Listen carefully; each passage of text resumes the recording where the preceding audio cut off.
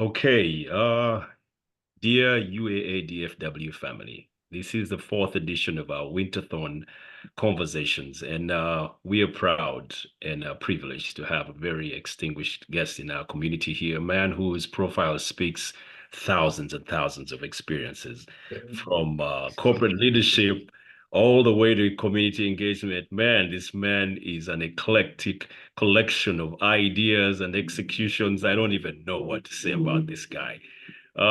He's one of those guys I always say, you know what, I probably have beef with you from back in the day because you were, the little guys having such a good time in a certain corner of Kampala. I don't want to mention those names. And I was the guy out there trying to sell DSTV, but he's a very, very interesting gentleman. And I have just, over the years learned to respect him for who he is as a person. So without further ado, ladies and gentlemen, he is the head consultant, I would say, at Ntare Consulting. He is none other than Mr. Richard Muhunde. Richard, it's nice to have you, buddy. Yeah. Thank you so much. I appreciate that intro. Oh yeah, we go way back. Oh, What can you happens imagine? at Fat Boy? Can you What happens imagine at Fat Charity? Can Boys you stays at imagine? Fat Boys. Can you imagine Charity's already her hand is already up, buddy? That's how crazy it is, Richard. That's how anticipating it is for this conversation. Charity's hands are already in the air, man. This is crazy. Yeah. But I'll just have a quick preamble to this conversation. And this one will probably be for two interesting gentlemen. I think one was called Anais Nin, and the other one might have been Steve Covey. Steve Covey wrote the book. What was that? Something about the 7 habits of what was that? Very amazing guy. Yeah, something about highly effective people. I think that was it. And the saying is, the word should I say is, we don't see the world by the way it is. We see it by who we are. I'm going to start this conversation basically, Richard, on that. And I'm going to talk about perception here because I want to know how your story is and how you perceive the path that you walk by. Richard, how are you doing, buddy? I'm doing good, man. It's a little Sounds rainy today. It's really little cold, but we're doing fine. you're doing fine. Yeah. Tell us about this entire consulting. What was the idea? How did you start this whole story, buddy? And what does it do? Uh, to be honest, it started out of fear of the future, maybe. I don't know how to. Anyway, Ntare is my first son's middle name. One of the things that happens, or maybe what happened to us when we got pregnant, we had Okay. we we were not. I wouldn't say we were as prepared as I thought we were. Once I sat down and saw, once we drove him home and we looked at how things were, we realized something had to give, and we needed to change the way that we were thinking about our future. It so happened that we both, my wife Samantha and I, were excited about the new adventure that we were going on, but the planning and the way in which we assumed things would go uh, quickly started to become a different reality. You just look at how much you're spending in the first week of the kid coming home, and you're like, you know what? Yeah. Maybe what we were told as kids about this American dream is not as prevalent as we as we thought. As we thought So about. Yeah. yeah, so the idea really started when my son was born. When we drove him home, it was one of those No, realizations. no, Hey, somebody. Julius, could you mute your cell phone or computer, please? He's Yeah, muted. No, thank you very much. Yeah. and yeah, so I was working at a company that was maybe 5 minutes away from my job from my house at that time. And once I would go home and I would look at them at home, and it dawned on me that something needed to change. In 2018, I was promoted to maybe I would say an accounting analyst or something like that. And I realized that the whole business structure was revolved around account reconciliations. And looking at that, it really opened my eyes that we maybe take for granted what we see at the job. And when we leave it at the job and we don't think about how much experience we're getting. And I started to realize that what I was doing at the job could be transferred to my maybe private businesses and investment at the time. So I decided to start something. It was mainly about consulting, about accounting, and you look for a name. So I picked my son's name because I wanted to create a path for him to get in. One of the things that really struck me is Davis here. One of the things that struck me was an interview I heard at the Breakfast Club. And this guy was talking about how somebody can work at a business for 40 years and your son can't even get a job there the next day when it comes to that point. It Wow. really resonated with me, and I said, you know what, maybe uh, as you're growing up, you don't know what your parents went through. So in my head, it was like, well, he's still young. Maybe let me start planting the seeds right now in what I know. And what I knew at the time was consulting. It was accounting. And as I was doing the accounting, bookkeeping, and learning about those types of things, I started to realize that there were more questions about business that I didn't know. And the more I learned, the more I explored and talked to people, I started to understand that consultancy was where maybe my best footing was.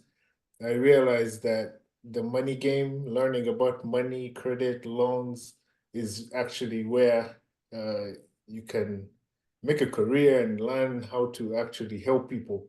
So that's a time when Ntare Consulting was born.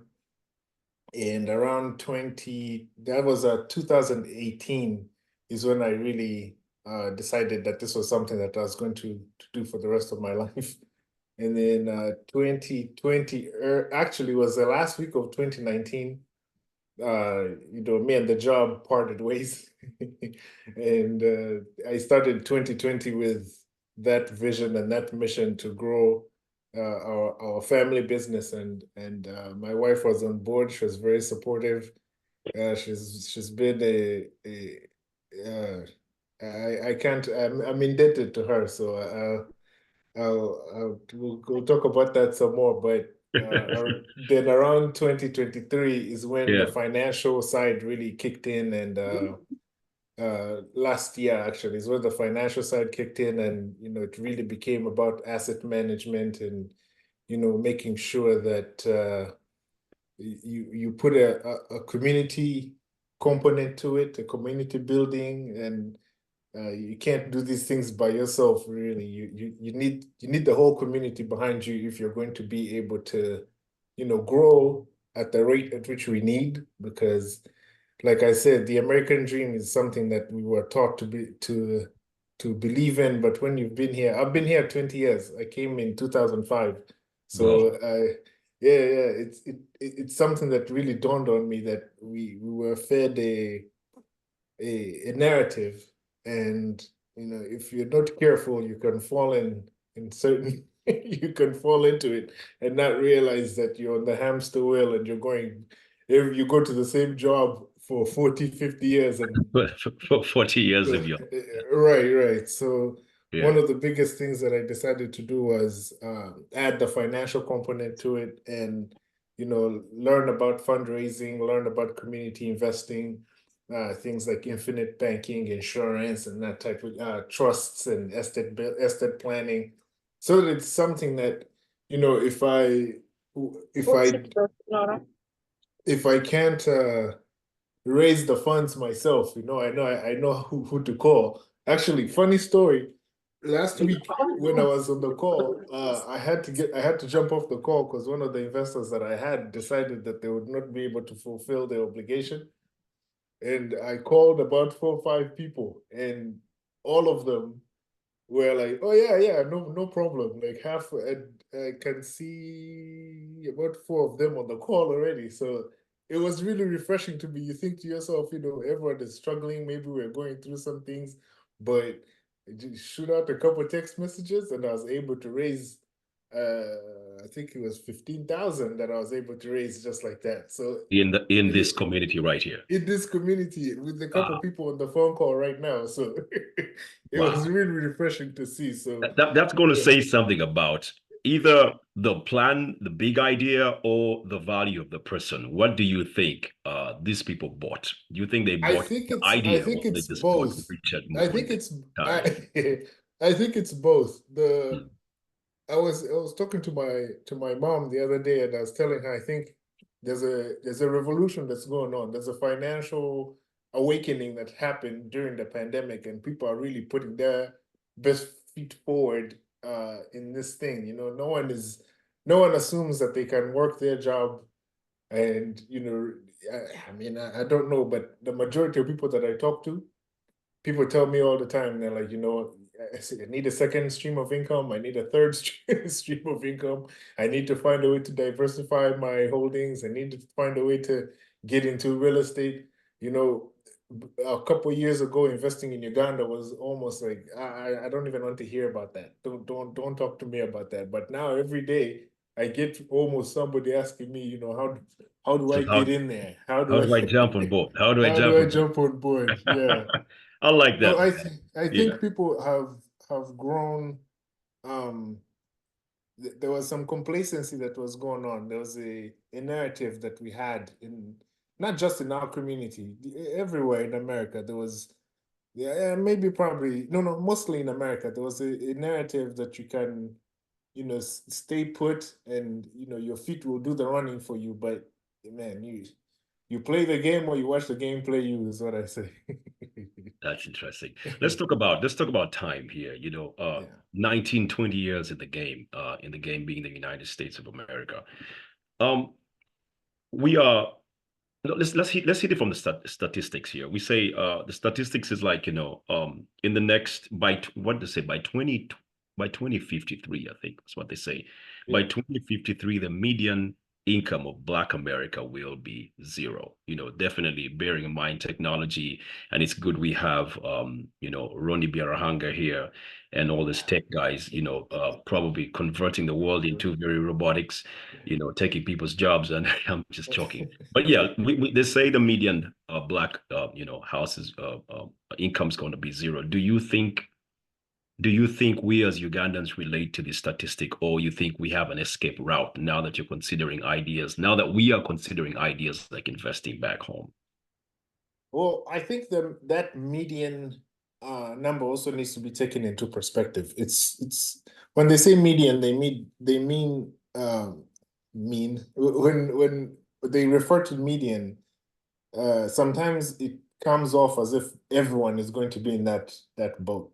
It's the same way that the world is going. The 1% is taking up 99% of the of the assets out there. Yeah. So what is happening is that the Black community, because of certain systematic and maybe cultural things that they went through, a lot of their older people now are who would have taken advantage of the issue of the programs that maybe their white counterparts took up. They faced things like redlining. They faced things, there was a lot that was going on that was adversity towards them. So when that statistic came out, my understanding was that as people retire, that's when you start to see a lot of passive income. That's when if you bought a house in your 30s and now you're in your 60s, you're able to sell that house and get, things like life insurance. If you started life insurance when you were like now how our kids, we are buying life insurance for them now. By the Mm. time they get to their 60s, but if you didn't learn those things when you were of age, or if you didn't take care of your finances, if you didn't learn, if there was no financial literacy that you had, then obviously as time goes on, the wealth that you accumulate reduces, and what you pass on, if like they used to tell us about having a will, but when you think about it, a will is something that maybe has been pushed on people because that's what's the best benefit for the government, but not for you and not for your children. You'd rather do a living trust, you'd rather, put things in an LLC so that you can pass them along, things like advertising and things like, just marketing in general has been a tool that people have used to pull money out of, I would say, less people who are not as affluent, because when you're at a certain level of income, you stop falling for some things. So if you're not aware, if you're not sensitized, if you don't have the financial education that people are And getting and who and, are in a different bracket, then you and by fall these things victim you're to that. and by these things you're talking about Gucci and all those. The appetite. Oh, No, but let's imagine that statistic is actually true. And why I'm yeah, saying this is because I'm looking at it from an opportunity point, or in this case, pointing Ntare Consulting mm, to a new opportunity being, hey, we have a situation. The median says by 2050, which is just 20 something years down the yeah, road, very it's soon, going to very be soon. zero. Yeah. And then the statistic still stands here. I mean, the average house in the United States, black house, is one check away from, you know what I'm saying? Yeah, It's about $400.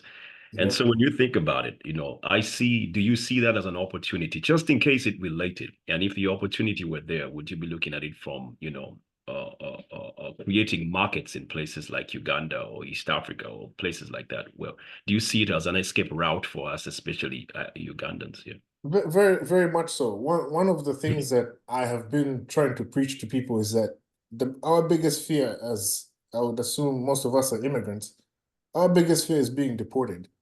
And one of the biggest fears is that if you, the reason why it's such a fear is that we assume or we think that, the US is going to be the place where we find uh, heaven, so to speak.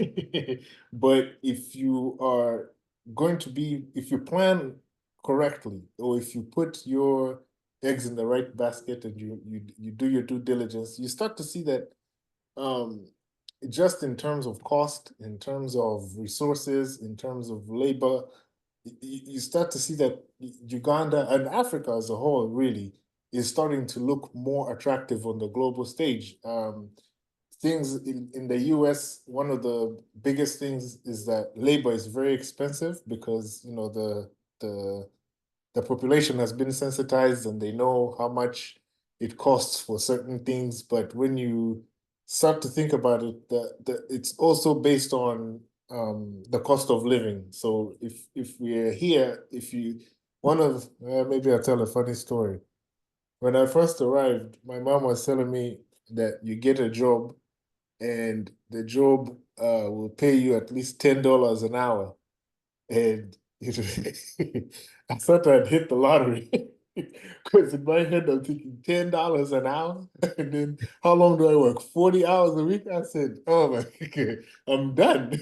Why else do I need to work anymore? Yeah. Then I got the T-Mobile bill, and then I Yeah. got car insurance, and then I Yeah. said, "Oh, wait a second, maybe it's not as not as lucrative as I thought." So, Yeah. uh, one of the if you want to invest, really, your cost of investing in the US versus investing back home, there's a significant difference in the cost of doing just that. So yes, you're absolutely right. As immigrants, we do have a advantage, so to speak, because we have one foot here and then we have, relatives, friends, family. We're still connected to back home. And as time has gone on, the technology has improved so much that, you know, I was up at 4 a.m. this morning because I had several meetings with people in Uganda. So we jumped on the Zoom. I keep telling people, somebody who lives in Grand Prairie and somebody who lives in Kampala, there's really no difference to me because I may not see Ronnie or Roland for a couple months, and we talk on the phone, we're on WhatsApp, we can video, but it's the same thing I do with people in Uganda. So the level Yeah. of trust has increased, technology has improved. We are all, one global community. So that really is an advantage to us who have that knowledge that there's more than just meets the eye here in the US. In the US here. Now let's talk about it in reality. Over the last, several years, I have seen and I'm going to quote this from a statistical point, but also from a point that I've had an opportunity to sit with some key people with this in this conversation. And for years, and I want to say this because it seems like one of those recordings that every Yeah, minister in Uganda that has traveled abroad, whether it's be it the UK or United States, has reiterated several times. I remember it was almost 15 years ago, and I think it was Sam Engole at the time. He was Minister for Land, and in the UK, he's like, you know what? Oh, Uganda, there's a deficit for 100,000 homes. And then the next year, next time is another minister, same number, 100,000 homes. My question is it the only sector that is actually guaranteed to bring profit, Richard? Considering, I know you were part of a group at one time, and you focused a lot on real estate. right. Yeah. No. It's not the only one. The reason why land is very lucrative is because of course it's scarcity. Land will never be duplicate. They can't make more of of Ntinda. Ntinda is fixed. There's no way you can split it up, but you cannot create more. So if you buy a piece of land, that is yours, it's going to appreciate, it's going to grow in that you're not going to be able it's very unique, let me say that.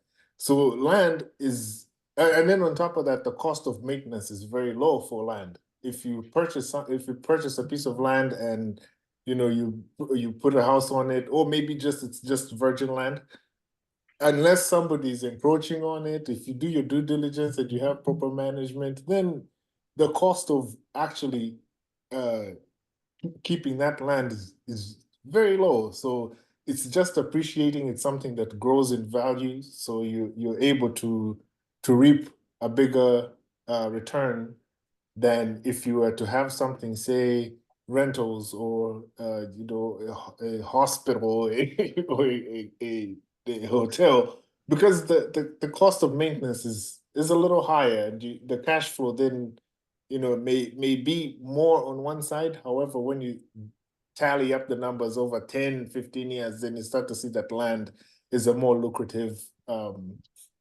business, so to speak. So, and you say that because I understand holding or hoarding in this case land. Right. We have 5, 10, people out here in Dallas, Texas, or we as a community have come together. We're like, hey, Richard, here it is. Everyone put 2,000, 1,000, whatever money, and we raised capital to $100,000. Richard, Ntare Group, here's the money. Go invest it into this market. I'm looking for immediate returns. I'm looking for businesses that are going to bring me profit. I'm looking for the day-to-day, money. How does land play its role in this case now? Why wouldn't we be looking at sectors like manufacturing or, in this case, hotels? If you're looking for cash flow, then definitely you're going to want to look into those businesses that can give you that type of inflow. But if you're looking at the long term, I sometimes we take a narrow approach to investing. We think about going all in one direction.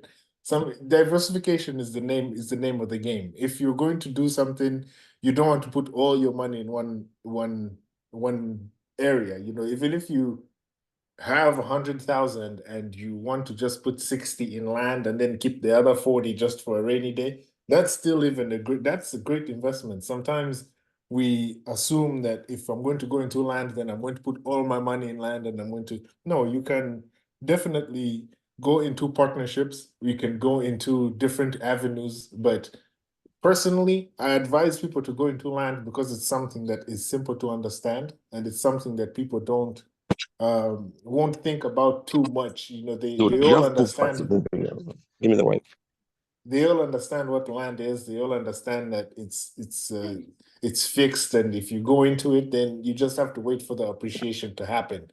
The only downside with maybe doing transactions in Uganda and with the land title issues is the fact that the system or the way land is dealt with in Uganda is not very systematic. There's very many there's so many horror stories that you've heard about with Oh yeah. people purchasing land and finding they bought air, or even their neighbors. I mean, their family members are playing them on the on the value and what the land is. So it has a stigma of its own. However, for those who have ventured into it, I have seen very few sad stories about, unless you bought in a swamp or something like that. But then again, the reason why people think the US is maybe such um, a wonderful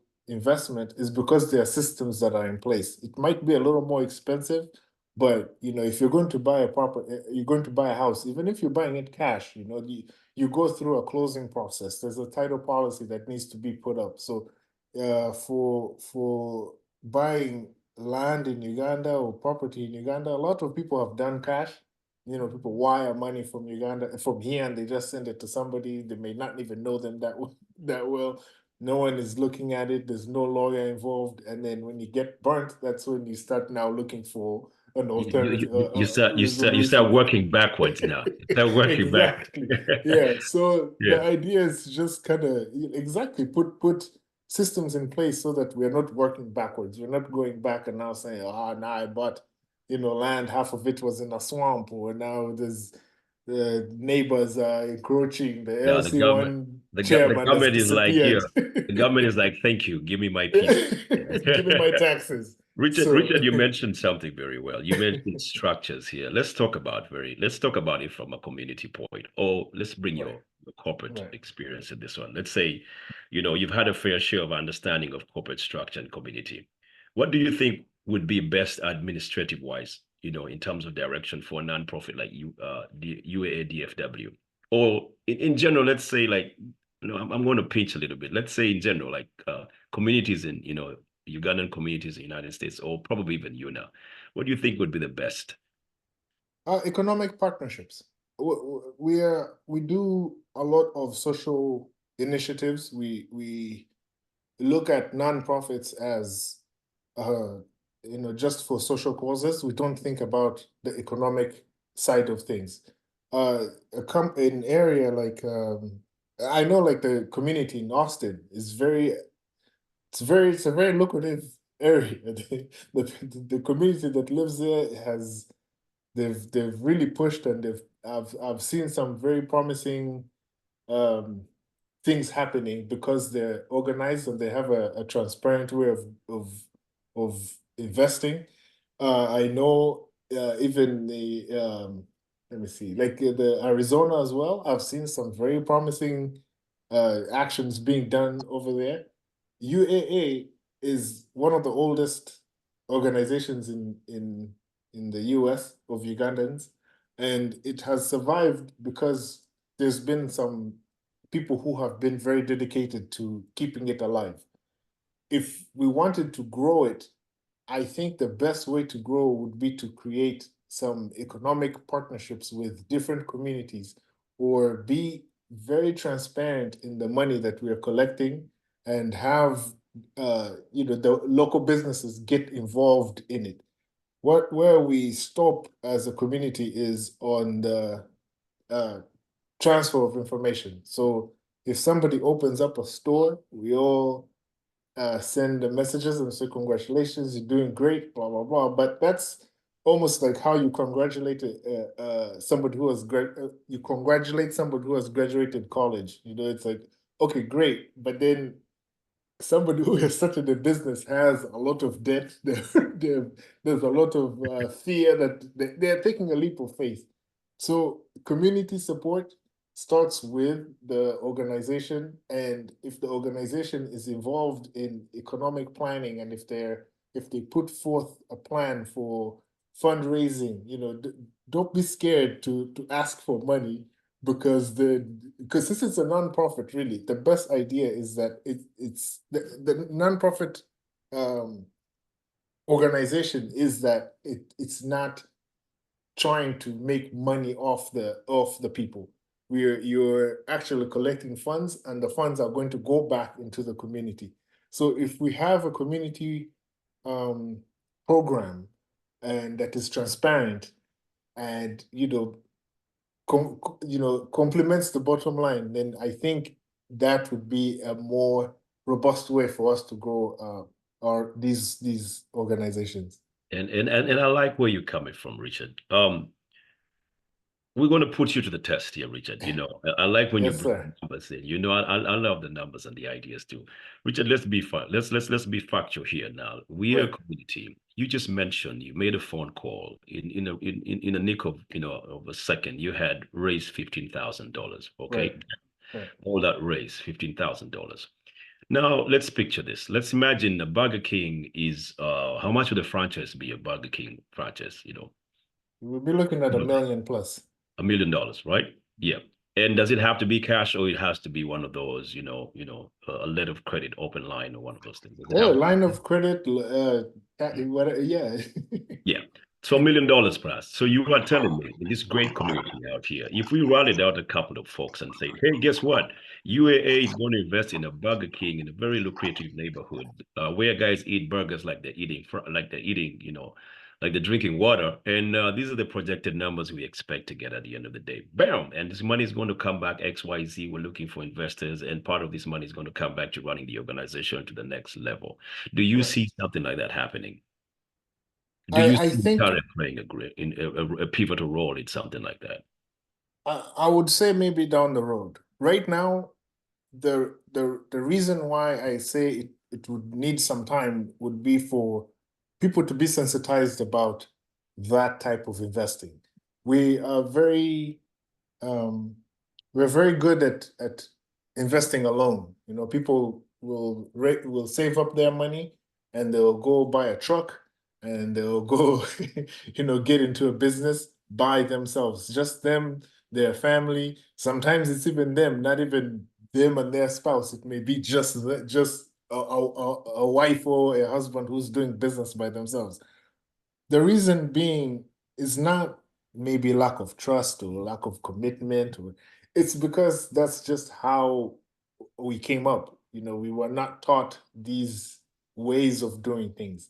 This is new to many people, not just Ugandans, not just even there's many communities are suffering with this type of lack of information. Maybe I would say for Would it be if lack of information or the culture or the conditioning? What would it be? maybe conditioning may be the better word to say. We are conditioned to assume that you have to make it on your own. You have to pull yourself up by your bootstraps. We have not learned how to organize ourselves together. One of But the things still, that has but go still brag about how it takes a village to raise ahead. one, right? Well, That's no, I like an mean, oxymoron situation right we there. there are two things that are certain. You're born and you're going to die. Those are the two things that Yeah. are very certain. And in this community, when somebody says, I'm having a baby, listen, your garage will be full of diapers, you'll get cash apps all day. If somebody says, I have lost somebody, same scenario. You're going to see the whole community rise up. But when somebody says, I'm starting a business, ha, now somebody will think twice before they even. So I have studied this and I have thought to myself, I've wondered how to, bring it about so that people can, maybe take a different approach, but it's not that simple. I do understand where we all come from. You came alone, so to speak, so So now I changing want your I want to pause and just throw I want to pause and throw something to that point. I worked for corporate, at one time in Kampala. I worked for DSTV, the big DSTV brand, and I remember I had some of the best friends when I was working there. All other corporate companies, you'd walk in and anyone wants to rock with you. But as soon as I told these same fellas that, hey, look here, I am actually going into my own consultancy. I'm going to create my own ad agency. The same guys that love to call you, hey, Danny of DSTV, now did not want to pick up my No, calls. they don't want to hear it. They didn't want to pick Yeah, up my calls. Right?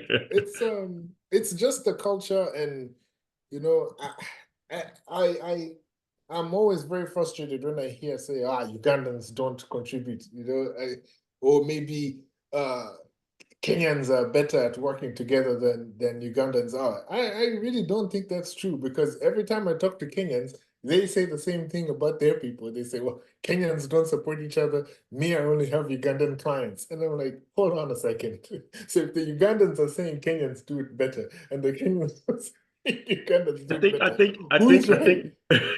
I think, Richard, I think at the end of the day, especially us as Black folks, I think when we say not work together, there's also, there's an underline there. We might be wanting to get services on the low, if you know what I'm saying. We might not Yeah, want to yeah. pay the premium price. And because you're looking for, you're creating a culture of maybe not to, work on the low, then people are going to have certain, conversations about you like, man, Richard is expensive, man. That's the thing about Very you much guys. so. We don't work Yeah. together, blah, blah, blah, blah, blah. We don't look at it from a point that Richard has built a product and his service is actually worth that amount of money. Now that we're talking about it, do you really think we have a culture of understanding the value of consulting, Richard? I will be honest, I have been surprised by how accommodating people have been to this type of service. We g growing up, we were in a commodity-based economy where you buy something and it's tangible, you can hold it.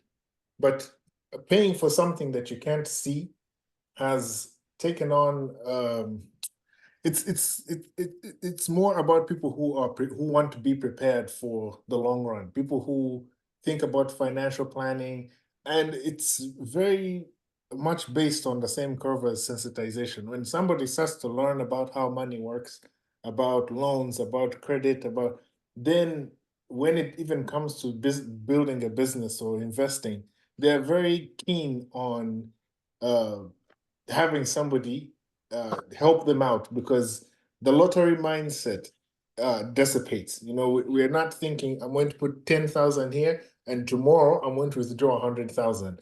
No, somebody understands that if you're going to invest in the stock market, somebody has to be there to look at those stocks and make sure that you've done a good job at the allocation.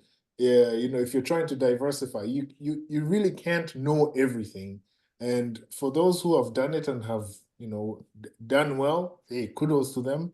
But for the rest of us who maybe were not the A+ students, we need help. You need somebody else to take a look at what you're doing and say, yes, this is actually true. And one of the reasons why consultants and maybe service-based businesses have had a bad rep is because um, there are some bad actors. There's some people who go into it with the mentality of making a dime, trying to fleece some people. But if you go in and you're reasonably priced, and people can see the value that you bring to the table, then most definitely I've seen a lot of people come and ask me questions, and I have given them the best advice that I can, and some have not even opened up their LLCs with me, but I'll see it and I'll be like, okay, at least maybe I gave them something that inspired them to do some to To, grow to, themselves as to as a act person. towards Yeah. something. So Yeah. that Yeah. that at the end of the day, you have to look at it more from a community standpoint. If you try to make sure that everyone is Time for this. trying They're to. coming. You guys go. I'm not coming. I'm going to stand in the middle of the road in my road General, with this gun. General, General Mohozi, just mute your phone if you don't mind, General. Richard, you Yeah, there? so Yeah, I'm sorry right about here. that. Yeah, yeah, No, sorry it's about that. fine. So Yeah, so you have to look at it from you have to look at it from a different mindset, so to speak. If you're going into it strictly to make money as a consultant, then you're not going to be able to. You're not going to be able to withstand all the waves that hit you. You the know, waves that hit it's a you. very turbulent business. It's a very uh, broad business that you have to deal with different types of people. So every time somebody asks me about becoming a consultant, I say, yeah, everyone is a consultant. You know, you deal in logistics. Yes, you're a consultant. You can definitely help people make. You're a nurse, or you're a like Dr. Raymond was talking about last time, creating a network of healthcare professionals. Yes, that is a consultant role. Like, it's something that So consultancy is something that has become very vital, you know, problem and solving abilities. They're problem. exactly, yeah, Yeah, and yeah, rather than a problem solver, rather than a fixer, rather than a problem yeah, fixer. So yeah. Other I problem. can find you the solutions. I may not have all the answers, but I can definitely find I you. can point you in the direction. Exactly. Let's talk about consulting here, man. You played a very pivotal role at the last UNA convention, man. I think you nailed every part of that business summit, man. You know, I just want to dive into your mind for a while, you know, Richard. I know you were here in 2013 when 13, yeah. yeah, I'm not sure if you were in the business summit of that one. But just tell us, man, how did you get all prepped up for this role, buddy? To be honest, For those who didn't catch Richard, man, you missed this dude. I don't even know if he was Richard or he was Richard Quest of CNN. I don't know who he was on that day, but he was something else, man. How did you just take me through the whole prep experience, buddy? I've been to I've been going to UNA since 2009. So every and when the investment trade and investment forum started, I there were maybe 15 people in the room or so. But as it has grown, there's been more and more conversations that have been had, and it has taken on a central. It's the gateway into the convention. It happens on Friday, and I think the success of the Dallas Trade and Investment Forum was not just me. I think it was teamwork. Auntie Julie and Salongo were there as well. They pushed hard. They were very instrumental in getting the word out.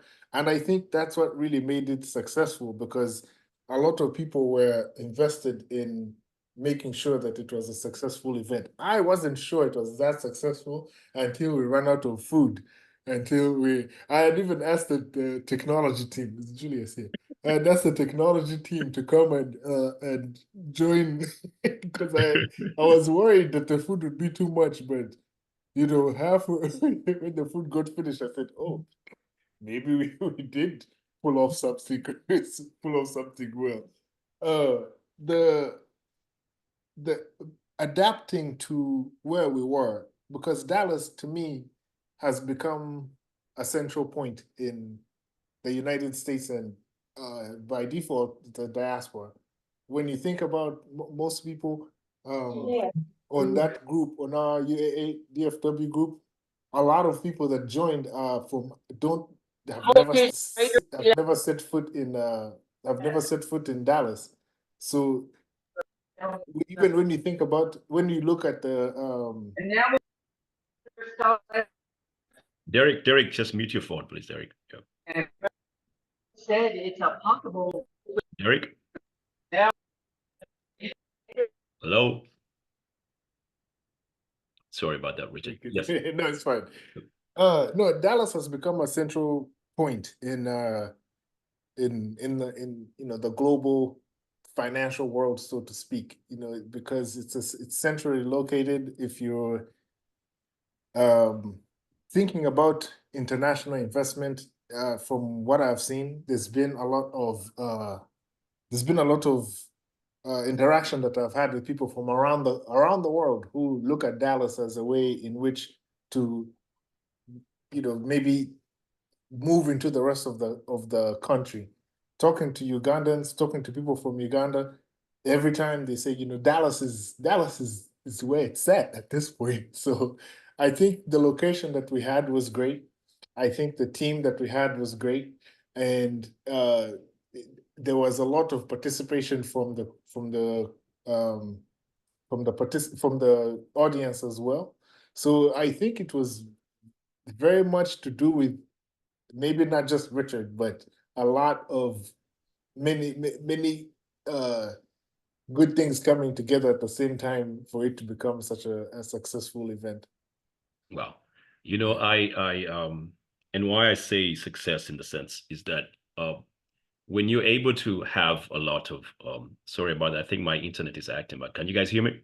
Yeah, you're good. Oh, perfect. Yeah, I think my internet was hanging up. Yeah, so when I look at the guest list and I look at some of the panelists and everyone that was on board the business trade in business forum. Trade I and look investment at forum. yeah, investment forum. I look at the future, especially for a business like you, for a guy like you, and where you're trying to broaden your perspective. But most importantly, looking at Uganda as a destination, as a business destination.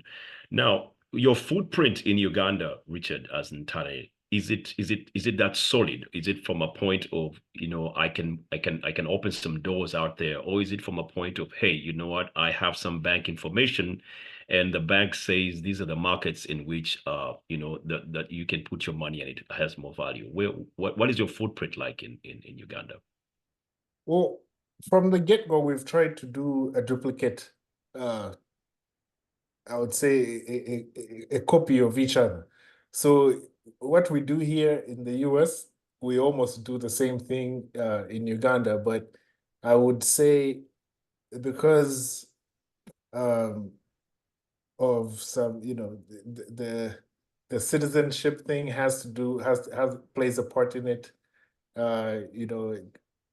Working with partners and working with uh, uh, I would say agents has been the best. As time has gone on, people have been very encouraging and people have been very helpful in putting things together so that I haven't had to be there physically. We kind of partner with different people in you. When I think about my business here, I partner with realtors, I partner with lawyers, I partner with investors, which is pretty much the same way in which I do business in Uganda. I have had, I would say, luck maybe in finding people who are very open-minded about working with somebody who they'll have to wait up to midnight to talk to, or I will have to wake up early in the morning to talk to. But my blueprint and my footprint in Uganda is, I have tried to make it as similar to the way I work here as it is in Uganda. The cost, of course, is different, and my biggest thing, maybe I can say, has been to keep money in Uganda. So if I have a business, if my business is running in Uganda, I don't want to do the back and forth, the international transfers. I would rather work here, transfer the knowledge that I have, talk to people, hire people from Uganda, but the money that I make in Uganda stays in Uganda, so that taxes can also be they can be a little complicated when you're doing that transfer back and forth. So as a US citizen, I have had to understand that I need to go through proxies, I need to go through different people, I need to go through some people call them offshore accounts, but I look at it as investing without actually getting cash flow back to me. I guess my stance, the way I look at it is that in the US is, my day-to-day, and then in Uganda is my future investment. That's amazing. Now, I was just going to hit you up with this one, and I want to say it because my boss is actually listening right now. You had the opportunity to meet him. Yeah, he's actually listening right now. It's nice to have you, Sam. But we spoke about two things here, and one of the things we spoke about was how you land in a place. One of the key things we used to talk about was how can we have the level of management that we seem to be exposed to here in the United States have its grounding in in our East African markets, and we can see it from people who've gone back and they have invested in certain spaces. Let's say real estate. We have a guy, just forgotten his name. In our community here, we have Habat. Habat is lives in Little M. Yeah. We have quite a number of people who have taken the bold step to go and say, you know what, let me go out there and help and seize the opportunity, and hoping Ugandans will actually pay, because sometimes we also have the problem of like, why would I pay Richard, come on, but then you don't realize that he's bringing value to you. But we always say the same thing and say, how do we create a value company to go and represent our exposure or our needs in terms of accountability, management and all that good stuff on the other side, without actually having to go there in person. And I think that's where we are trying to ask is Tukole looking at it from that point. Well, looking at it from that point of the biggest thing that I would say is that people do things, I wouldn't say in hiding, I wouldn't say they're doing them, but people tend to do things, but they go by themselves. They put them out there, they go do it without involving maybe the general community. And that's the symptom of the matter that we've talked about before. I think what is happening is that people are starting to understand the value of community investing. They're starting to see that as time has gone on, you're more exposed to what's happening in Uganda. One of the things that I have seen is a lot of development that has taken on in the real estate sector. I mean, construction, and people are more in tune with systems, people are more in tune with contracts, people are more in tune with creating a closing process, having a lawyer look over the paperwork before you complete the transaction. Even the mortgage game has suddenly taken center stage right now. One of the, well, maybe I'm not at liberty to expose just yet, but one of the things that we've been talking about has been creating a closing process, so that if you're going to buy the land, you're not the only person who's going to look at it. You and the broker and the title has to go through a certain kind of like when you're buying a house here. You have to sit down at the closing table, and that at that moment when you're sitting at the closing table is not the first time that you're going to see all those documents. As the process has been going on, you've gone through underwriting, you've gone through appraisal, you've gone through inspection, and then you finally sit down, and there's the title policy, there's the mortgage, there's the private mortgage insurances. There's certain things that have been inbuilt in the process that when you get to the final closing table, you're not surprised by what you're seeing. So yeah, in dealing with international business also has its caveats.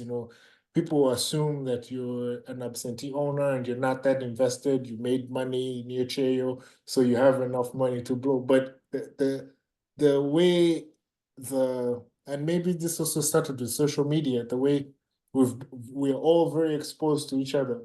When I wake up in the morning, I instantaneously know what's happening in Uganda almost. On our WhatsApp groups, we're very connected with back home. It's not like back before.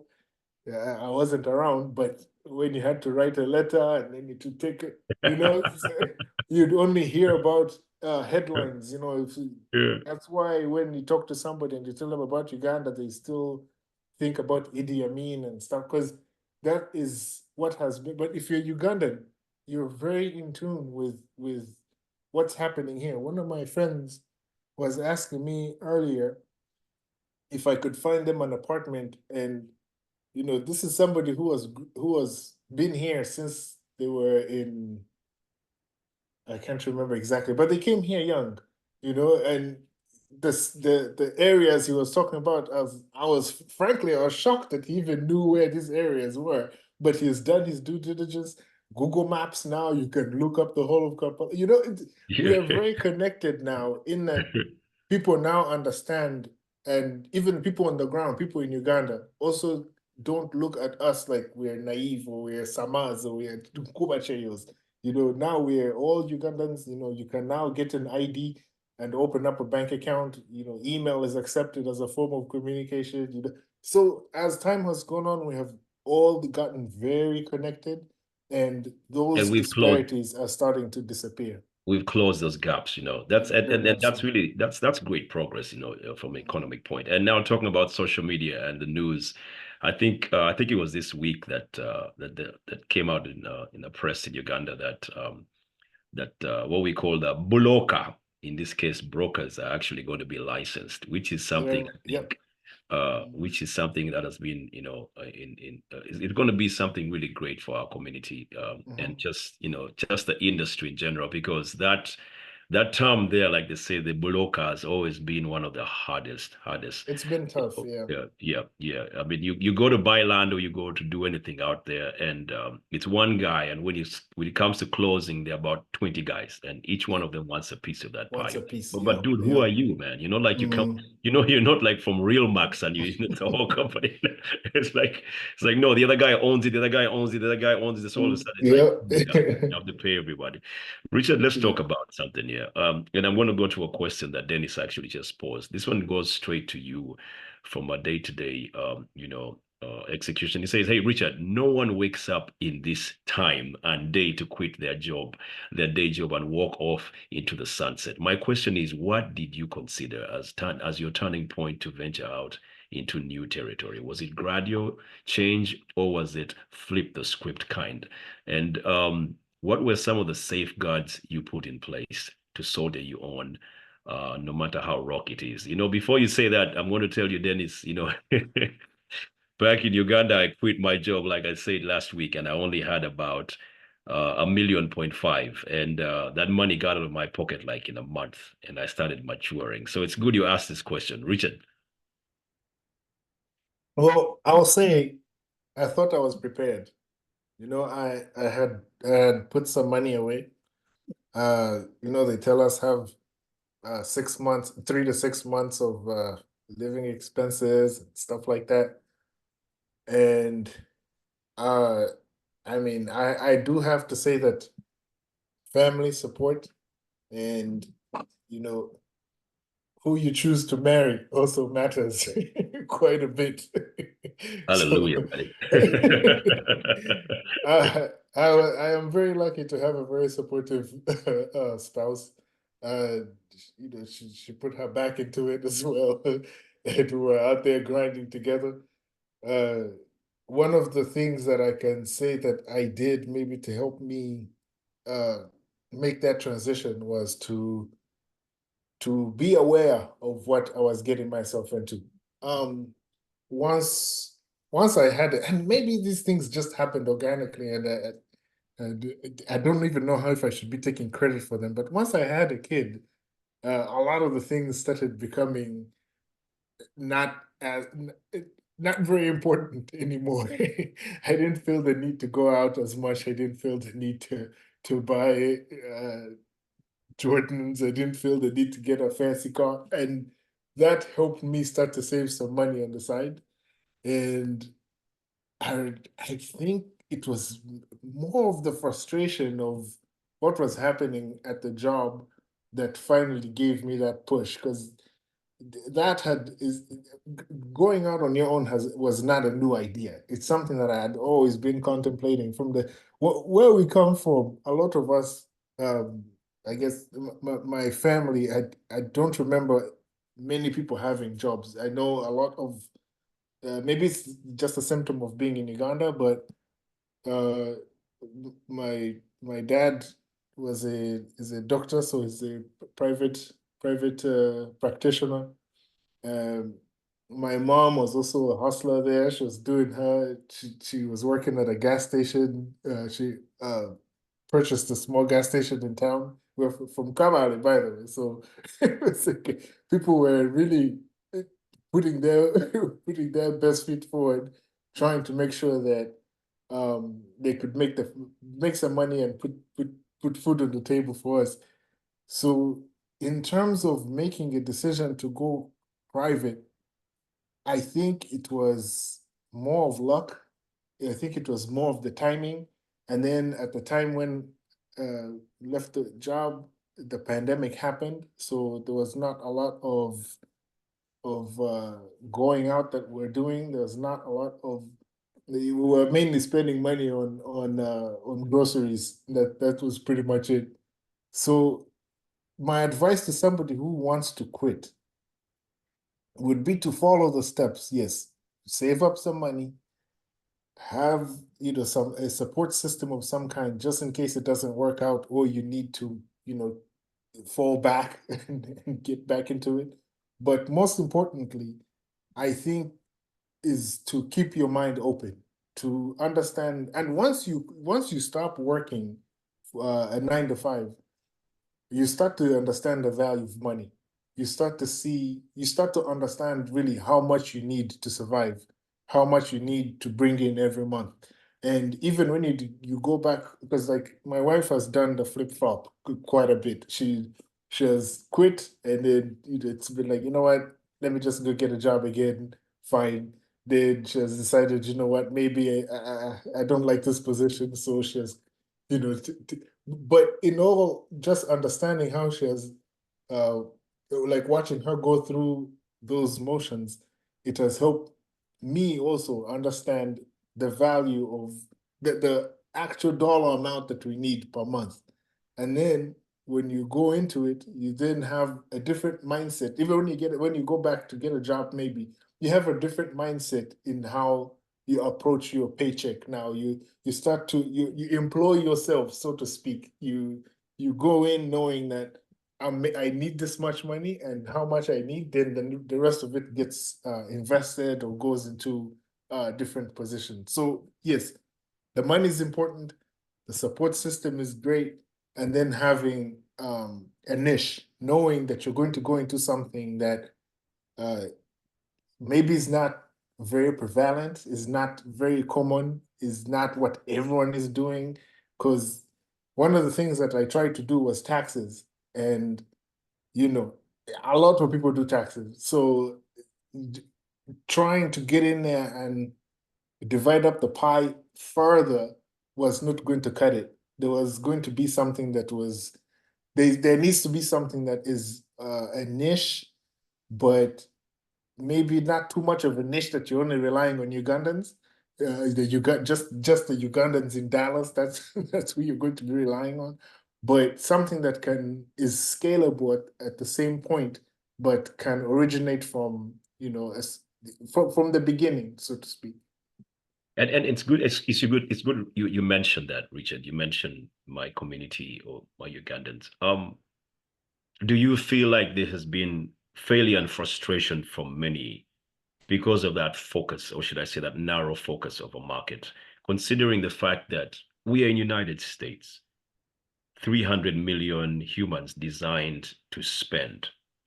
Why would we still look at the few numbers that we have and still be frustrated? Can we broaden the perspective or our view that we said in the beginning of the services that we offer? Because can we leave Uganda, or can we leave Ntinda for once, even the United States, and say, now I am in a country with 300 million people? Well, I wouldn't say that. I think it's an advantage that we don't really capitalize on. One of the things that when I started doing Ntare, and then Ntare and Tukole almost came up within the same time frame. Ntare was a private business. I was just doing it to make ends meet and to put food on the table and buy some diapers. And Tukole came about. I read the report, and they talked about how money in the Black community. Well, let me start with the white community. Yeah, is almost, if it almost never leaves and then when you go to the Black community, they said it lasts, maybe they said it was 6 days. 6 days in the Black community, and then they even drove further into like the Indian community.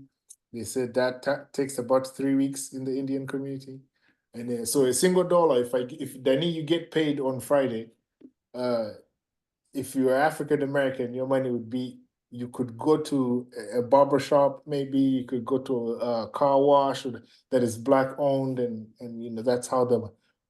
And then I started to think about myself. I was like, maybe 3 hours. I get paid. I get paid, and unless I go to, I was really shocked at how such a something that I've been making money since I came to this country. Maybe not a lot, but I started to realize that, man, like, unless I was going to church and tithing, I was pretty much giving the rest of the money away. And Tukole came about. There's a letter that I wrote to the community. I think I'll find it somewhere. I was like, guys, we need to do something. If somebody opens up a store or opens up a restaurant or something, we need to be the first ones to support so that we act as the ground floor. You know, Hey, tell Ronnie, somebody. Ronnie Biarahanga just confirmed, hey, it's 6 hours, not 6 days. Listen to that. It's even worse than I thought. So, I mean, it's tough, man. Like when you think about the statistics, they're very sobering. And if somebody opens up a restaurant or opens up a business, I was very blessed to have friends who would call me and say, "Hey, Richard, you have a typo on your website. You know, hey, Richard, your email is not, you're not responding to you didn't respond to my email." They didn't go to the reviews page and write it on there. They called me and said, hey, because they knew me as a person who was enterprising and who was trying to do something that maybe would be a benefit to everyone. And I was very appreciative of that. And when I saw other people trying to go into entrepreneurship and you know they're going about it by themselves, it was a little frustrating because you know your community is there for a reason. Your network is your net worth. You know, you if you open yourself up to not criticism, but if you open yourself up to review, you know, you're starting a business, you say, hey guys, this is what I'm working on, and you know, the people you can take feedback. That's another thing. You have to be ready to accept the feedback. People will tell you, hey, why don't you do this instead? Or why don't you, and you evaluate and because these are people who come from the same place you come from, these are people who live in your community. So the experiences are the same. If you choose to not do business with your community and you know decide to venture into other areas, you might find success, yes. But at the end of the day, I think it's more of an advantage, you know, the rising tide lifts all boats. If you do it within your community, then it helps other people to be encouraged and to be you get more appreciation, so to speak. Richard, I like exactly where you're going with this. I'm going to hit it right on the nail here and say, Richard, I would be proud to be part of $1 million community. And $1 million could be in anything. It could be in an asset, it could be in a mindset, it could be anywhere. I think I am done being in the space of a $20 community, and I'm not saying it's with disrespect. I'm just saying it like it is. Why I'm saying this is because of the conditioning of where we have been for a while. My idea would be, what would we need to do together with Tukole, sorry, in this case with Ntare Group, to see the success of UAA, not just as a community in terms of the leadership, but as you know, the bottom line for everyone's pocket. How do we get to that place where we say, I need help and I need help right now. I would like to improve and I would like to put more dollars in my bank account. How do we get to that place together? Well, I think right now the best way in which we can work together would be, like I mentioned earlier, in creating economic partnerships. If there's somebody in the community, like now how many people on this call? There's a lot of people on this call, you know. If if we have some people who are doing business out there, the best thing that UAA can do, and so that I guess Ntare would be a beneficiary of it, or a partner in it, would be to increase this kind of thing where we are focusing on entrepreneurship, we're focusing on financial literacy, we're focusing on helping the community see the benefits of joining together rather than pulling apart. The easiest thing to do, the simplest thing that you can do is just get mad and throw your hands up and leave. It's hard to do what we're doing right now. It's hard to stay up till this time to have a discussion. I think creating those partnerships where we are aware of who is doing business in our community, we are able and we can provide that feedback. It works wonderful for any business, and it helps us to continue creating that synergy so that all of us are moving in the same direction. And I like that you say that. There's a culture, a part of this where one is afraid to let one know how much he puts in the bank account. Do you think it's because of what you were saying earlier on, that individualism? I came alone. I want to be alone. Do you feel like it's one of those hindering factors to where we are trying to head to? I think there's some inbuilt protectionism that has happened where we were not raised to do that. We were not raised to share that information, and then when we arrive here, one of the things that I know a lot of companies have in place is that you don't share your paycheck, your income information. My siblings and I always have these arguments about capitalism and socialism. Yeah. It's the nature of the beast. Tag me on the next one. I love that. I love Thank that. you. Yeah. It's the nature of the beast in a capitalistic society that information needs to be hoarded. It needs to be protected or kept in certain silos. If everyone knows what everyone is making, then the differences might spark a revolution. So even within us, it's not us as a community that have that issue. It's a global thing. A lot of people don't want to share how much they're putting in their bank accounts.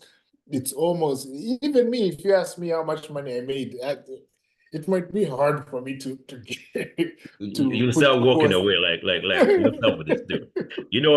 When I drove trucks, when I was out there on the road, I'll tell you this for a fact. I'm in the fuel line. I'm in the fuel line, and we are trying, cracking conversations with, fellow truckers out there, and that's one of the key conversations we have out there as truckers. Would be like, he would go straight up and say, "Hey, who you roll with?" You're like, "Yeah, I'm running with this company." He's like, "Hey, how much are you making?" You're like, I'm making about this amount of money." And he's like, "Dude, you don't know what you're missing, man. Look at my check." And he pulls out his phone, bam, and he's showing you his check. And I found it so interesting from a culture point that, hold up, bro, are you showing me how much? Like, dude, that's even nothing. He's even telling you that's even nothing. Look at my check from last week, man. I killed it, So I found that very interesting. I understand. And I'm like, how do I join? He's like, dude, just call this guy, man. He'll put you on real quick. He'll put you on real quick. So I found that very interesting that a guy up there and just opened up, about how much money he's making. And I was like, wow, that's really, really interesting. But then, we have to continue that in that direction. And I'm sure the only reason why he shared that information with you is because there was a level of trust that had been built up. Even with myself, I advise people, listen, if you don't trust me just yet, let's first deal with a small investment. You tell me how much money you can bring into this investment, or how much money you need me to bring so we can partner together, rather than giving me your whole financial picture. And that, as time has gone on, people will say, "Oh man, I'm even nervous telling you these numbers, showing you my account," but it's about building trust with people. It's about building trust as a community, and we're not in the business of maybe, and even when people buy houses, well, that's always a messed up thing. And I've tried to, when people buy houses and somebody sends you their address and Yeah. you put the address in Google and the MLS is still up and it shows how much. So then people start doing those calculations and they're Start like, doing the math. I think this guy's checking in. This guy must be doing like 200,000. exactly. Your pocket, they call it pocket watching. So So I can know how much I can borrow from you. Come on. So it's a simple one. If I have a problem tomorrow, it's $2,000. I'm coming to you, Richard. I I'm just sold coming your to house, bro. you. Yeah. It was for So $400,000. Come on. yeah, I've told people, listen, before you start sending people your invitations to your housewarming, first make sure the MLS is not up there. Make sure they've scrubbed it off the internet before you start. Richard, I know time is running here. I want to go ahead and open the questions, but I will start off and say, Richard, I I never had the opportunity to actually ever be on a salary in my life. I keep talking to my boss here, and I keep telling him, hey, you're the first guy to win this, guy over on a salary. I have never earned a salary in my life. I have always been the type who sells and goes home with what I've been able to sell. And then after that, I went into, consulting, and it just became about selling your time, your energy, and trust me, in Kampala, it's painful, man. I did a couple of walks from Nakawa all the way to Nalia. For those who know that distance, it is quite one of those because you're totally burnt out in your pocket. What I'm here to ask you, Richard, is do you feel like it's worth it? Do you feel every day, do you wake up and feel like this is worth it? I'll be honest with you. There has been some times when I felt like maybe it's maybe a bit of more than I can chew. I can't pretend that every day is a cakewalk and everything's great. No, no, no. America has a way of squeezing you sometimes. Well, I can give you an example. I maybe it wasn't a bad investment in the long run, but after the convention, I put all my effort into um, imports. Working with people in Uganda to import things, and that is almost all I did for maybe Q2, Q3. I was Q3 and 4 actually. I was very invested in it. When they when they said Agor was gone, I had to take a walk around the block. The sweat starts from somewhere. So I It know was what you're a saying, man. Yeah. it was a it was tough. It was I'll have to be honest. It was something that I was very shocked happened, and it really rattled my cage. I can't pretend that it was something that yeah we'll get over it. No, no, no. It was a big investment that we had done, and when they shut Agoa down, people jumped ship left and right. The connections that you had, now Yeah. the buyers that you had promised things, the people in Uganda also are now skeptical about sending it. It was just a domino effect that just started hitting us in every direction. And it's something that I learned a big lesson from, a big money lesson too. Yeah. But at the end of the day, it's something that it's a lesson. There's no losses. It's just lesson learned. So I have to, but that walk, I had to take that walk. I'm going to say this because of two things, Richard. You've had a fair share of your life, probably half of your life or more, in the United States, and for that you have been conditioned in a certain way to know that payments come, when payments come. Yeah. So some of us on the other side are still there's money that they still owe me to this day. I have been in America for the last 7 years. I have contracts they've never paid that money to this day. I believe you, trust me. Yeah. So what I'm saying here is that for a person that has had such an environment, and making a leap of faith to go back to a place like Uganda where it's not the same thing. 30 days has never been 30 days. It turns up being 120 days. And before you know it, the finance guy is like, hey, you know what, you didn't cut me on this deal, so I need a piece of that pie. And then you have to deal with all this. So it becomes quite one of those. Why would you still consider Uganda as a place, as an investment destination, Richard? And don't tell me it's for moral grounds. No, it's not for. Well, I mean, of course, there's a part of it, I guess some sort of patriotism, but the honest truth is, it makes financial sense. As when we were growing up, being landlocked, Uganda as a landlocked country, it was a disadvantage. Everyone said, you need to have a port, you need to be by the ocean, blah, blah, blah. But as time has gone on and with the growth of the East African community, Uganda is right smack dab in the middle. If somebody from Rwanda wants to do business with somebody in South Sudan, they have to cross through Uganda. If somebody wants to, if things are coming from DRC crossing into Kenya to be exported they have to go through Uganda. So Uganda in itself is almost. I look at Uganda and Dallas like they're in very similar positions. They're almost like the hubs that everyone has had maybe overlooked in a certain way, and I have run into more non-Ugandans doing business in Uganda than I've worked with more non-Ugandans doing business in Uganda than I have worked with actual Ugandans doing business in Uganda. People who are coming from different countries, right now, there's a real estate investment plan that we're working on in Garuga, and it's being run by people from Dubai, from some Saudis and some those Arabs this is not the Palm Marina, right? Right next to Power Marina, actually. Yeah, so if you wanted to purchase some Power Marina and you couldn't get a hold of it, we're coming. So right next to the Palm.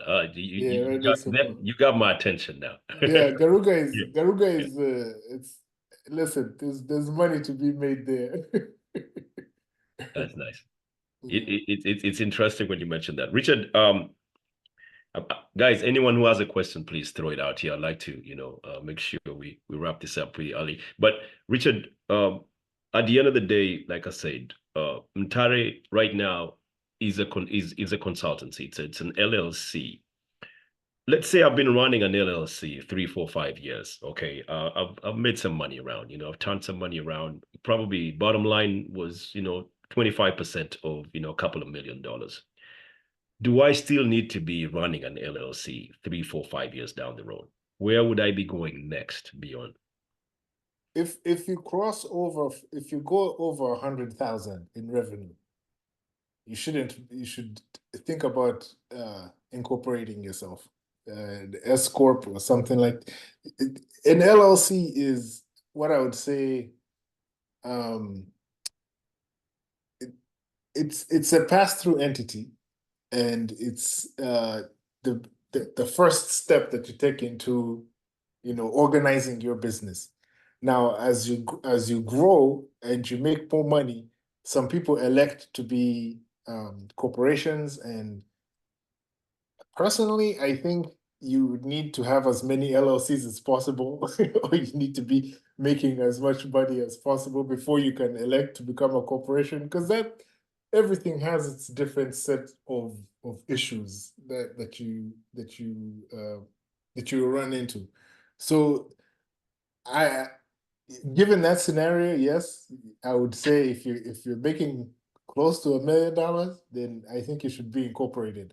However, in Texas, the way our system works, if you're in California, most definitely you should change into a corporation.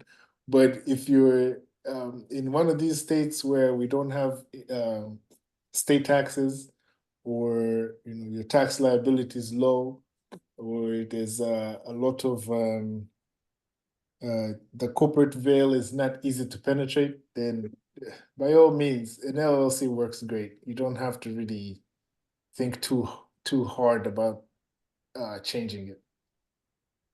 you mentioned, and it's nice you mentioned that, but you mentioned AGOA before, and what kind of products were you bringing into this United States market?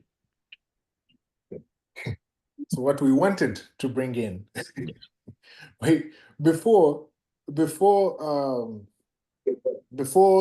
the when was this? The convention was in September, August, September.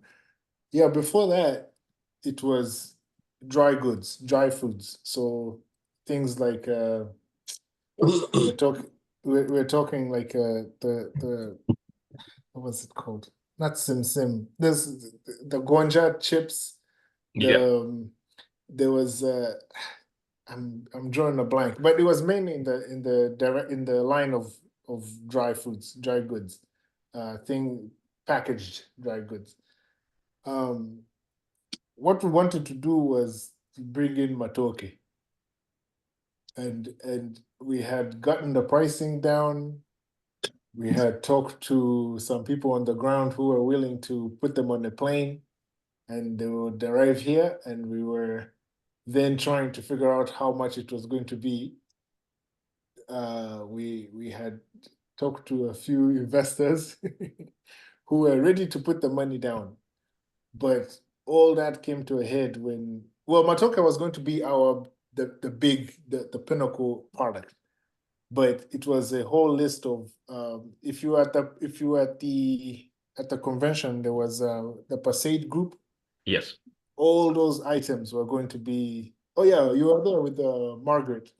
All those products we had a list of several products. So all it was about getting the quantities enough to fill up some certain weight limitations and that we had, or some weight thresholds that we were given in order for it to make financial sense. So talked to a couple African African stores, very willing to, of course you had to work on some terms, 90 days, and they would pay.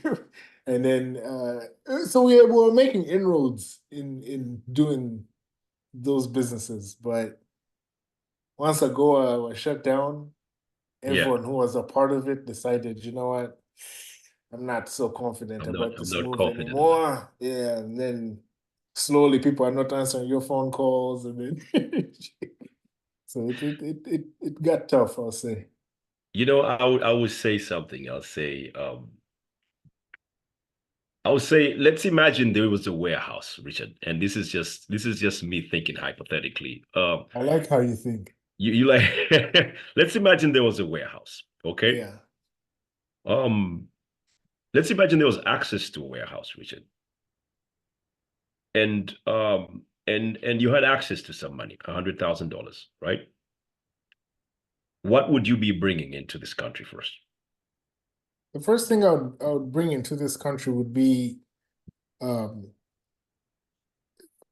dry packaged fruit. Moves quite a bit. If you go to these African stores, or if you go to any international, so to speak, any international store, those are the things that will be right up front. Those are the things that people want. There's some nostalgia in getting those products, and they're easy to move, they're light, so they would be the first things that I would bring. But from a marketing standpoint, bringing in matoke was something that everyone thought it couldn't be done, but we were hoping that would be something that would put on the market. And there were some people who are not too happy about that. So we're going to be eating into their supply, but we thought it was something that would be ingenious and something that would be maybe a marketing, like a how do I put this? It would be something that people would look at, and if we can bring them a token, then we can bring everything fresh. else. And this is fresh matoke. This is not this is not the packed, concealed matoke we're eating right now. This is fresh matoke is what you're talking about. We also tried the peeled, and we tried the frozen. Yes. And I tell you, I don't know if somewhere over the Atlantic the temperature dropped, but No. when you open those packages and it's just soup that's coming out, you don't feel very good. So how are they so making it? How are we eating this matoke right now? The sealed ones right now. the sealed ones, I'm sure The there's. I frozen mean, ones. How are we eating it? it's just about it's about the person who's transporting it. So if you have a good system and you have a reliable, transport method, then yes, it works. But if you're like me, who was trying to cut, this is the first time where I tried to do it. I was trying to cut corners. I was trying to be smarter than the system and the process. And when they arrived, It wasn't that. I couldn't eat them. You're like, It no, was it's terrible. gone. It's gone. All right, Yeah, that was. Charity says, with your background in UAA leadership and as well as you now, what do you recommend for UAA to invest in as a group? As a group, I think as a group, the first, if you're thinking about creating a community investment group, one of the things that I'm really passionate about is investing in investing in the next generation. As somebody who is a business owner and somebody who has put forth some effort into doing the research, I think as a community, it would be best to invest in securities. I think putting money together and investing in the S&P 500 as a group, and having a way in which you can measure those returns and who gets what, and it would be something that would be very beneficial. The second thing would be obviously land in Uganda. I think as a community group, we all have the same outlook on life. We've gone through some very similar experiences. So land in Uganda is very lucrative. It's appreciating at very astonishing rates. I really have not seen the biggest issues that I've seen have been people who, like I said, cut corners and don't use professionals and have maybe not adapted as they've gone along. Because, 5 people, great, you can invest and hear each other. When you get into the realm of 30, 40, 50 people, a whole community that you're talking, there needs to be some systems that you put into place. It can't be you pull the money out when you want.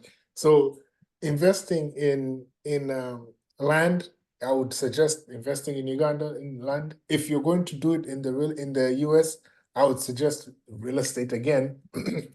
I think real estate has a lot of potential, especially if you're going to use it for alternative uses. If you're going to put in, say, assisted living, or you're going to do some sort of healthcare thing where you can put more than one person in a room and help them out that way, or student living. I know a lot of people who are putting money into buying homes and near universities and that type of thing, and they have students living there. The parents of those students buy the homes, and then as time goes on, the kid is in college 3, 4 years. Then by the time they leave, the property has already appreciated, and you can then rent it out to other students and make some money that way. And then the last thing that I would think would be a good diversification would be investing in businesses. Like yes, Ntare can always take the money. It's fine. We'll never refuse any money.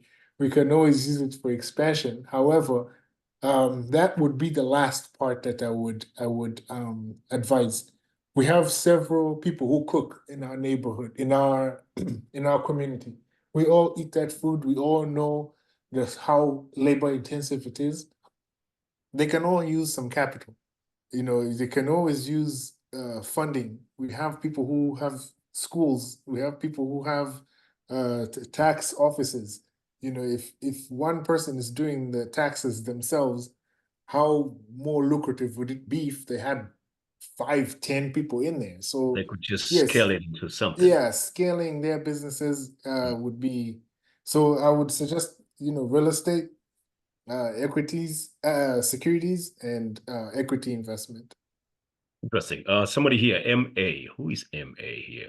He says, on the topic of Ugandan products, I can be of help to anyone interested. Any kind of products. Okay, nice. And Sam here, Sam my boss says, I have a Cameroonian friend who imports matoke from Uganda. And I think that is good. I think we have Roland says event centers. Roland, you are on the money. I was about to tickle Richard on that place, but I said, I'll hold it up. You're on the money. I think we have quite a number of events in our communities, and an event center would make some money. Kiki says there is still hope for Matoke. Keep the faith. I have Robert Chigundu Salongo's hand up. Salongo, go ahead and ask your question, please. Oh, thank you, Daniel. Thank you very much for, of course, putting it together. My question was very much related to what Charity asked. And let me just say, Richard, thank you again for the conversation, for pushing entrepreneurship in the community. I know you told Richard, Daniel, that we need to spread information awareness. Is part of what is holding us back in making adjustments into entrepreneurship, invest information. I don't know if you can put a little more beef to that. What do you want the communities to do? What do you want these leaders to do? And as far as spreading information awareness is concerned, I agree with you, but I would like you to pronounce a little more. But what do you think they ought to be doing? What Daniel and his peers, what should they be doing? And as far as investment is concerned, I know I'm a member of an investment club here in Chicago that is struggling to decide whether to go into transportation or invest in securities. It sounds like you didn't talk about transportation. I thought you guys in Dallas are in the transportation business, but you didn't even talk about it. So I'm wondering. But on the Ugandan side, when it comes to securities, you did not encourage communities to go invest into securities in Uganda. I don't know if you have anything to share or why you wouldn't recommend securities on the Ugandan side. You're only recommending land. Thanks, Sam. Okay. Thank you, Sam. Yeah. Yeah, I can touch on those points. The first one talked about what should the leaders do to increase the information. One of the brilliant things that Mr. Engole is doing is putting on this Winterthon, and that in itself is a blueprint that every community, I think, should take up. Most people, I don't know if we're shy, maybe, or maybe we're not used to speaking in public, and maybe it's not something that is common amongst us as a community. But when you start a business or when you're doing business, a lot of people are not very keen on sharing a lot of the information. One of the things that I was telling a friend of mine was to take the word depends out of their vocabulary. If you're a business owner, your job should be to reduce the sales friction as much as possible. So if somebody asks you, how much are your services? Never say it depends on, no, give them even if you have 4 price points, give them all 4 price points. That way, somebody has the information all at once and doesn't have to come back and ask you more questions. And another thing about information dissemination was being able to accept feedback. A lot of people will, if you tell me something that I don't like, then I get offended. So it's a learning curve. We are getting there. I think the more we have such type of interactions, the more trust that we build amongst each other, the more information we'll be able to give out to the rest of the people. And then transportation. Transportation has been, yes, it has worked. It has worked, but after because maybe I could say maybe it's because of the pandemic, transportation really saw some big ups and downs. Some people made a lot of money, some people lost everything. So I'm very hesitant to advise somebody to go into something that I personally have seen as maybe there's not a lot of control that I have over something like I don't have that much information. Mr. Engole, you remember early 2022, we had a meeting. Yeah. Was it Yeah, 22 or 23? Yeah, we had a it, meeting. it was Yeah, 2023. 23. We Yeah. worked on it, and I'm not in the business of giving people advice because I see other people doing it. I like to give advice based on my personal experience. So, Yeah. in my experience, I've seen that transportation has had some really wild swings. The cost per mile right now is it's tough. It's not what it used to be. But I will say in the box truck or last mile segment, there's still money there. People are still making some money there. The biggest issue maybe that I can say is that in our community, we don't have that wide a network. We don't have a lot of manufacturing, or we don't have a lot of we don't have a big client base, so to speak, for transportation. So if we were going to think about it from the community route, it would be really tough to start a trucking company that would be able to scale, so to speak. And of course, it's not cheap to get into it. It's something that is rather costly. So my advice is just based on what I have seen. And then on the part of securities in Uganda, uh, the way the we have had some uh, interesting conversations about those securities. It's something that I personally am very interested in. Again, whenever somebody asks me for the advice that I give, I'm going to give them the advice that I have personally gone through. So I have been doing the research on Ugandan securities.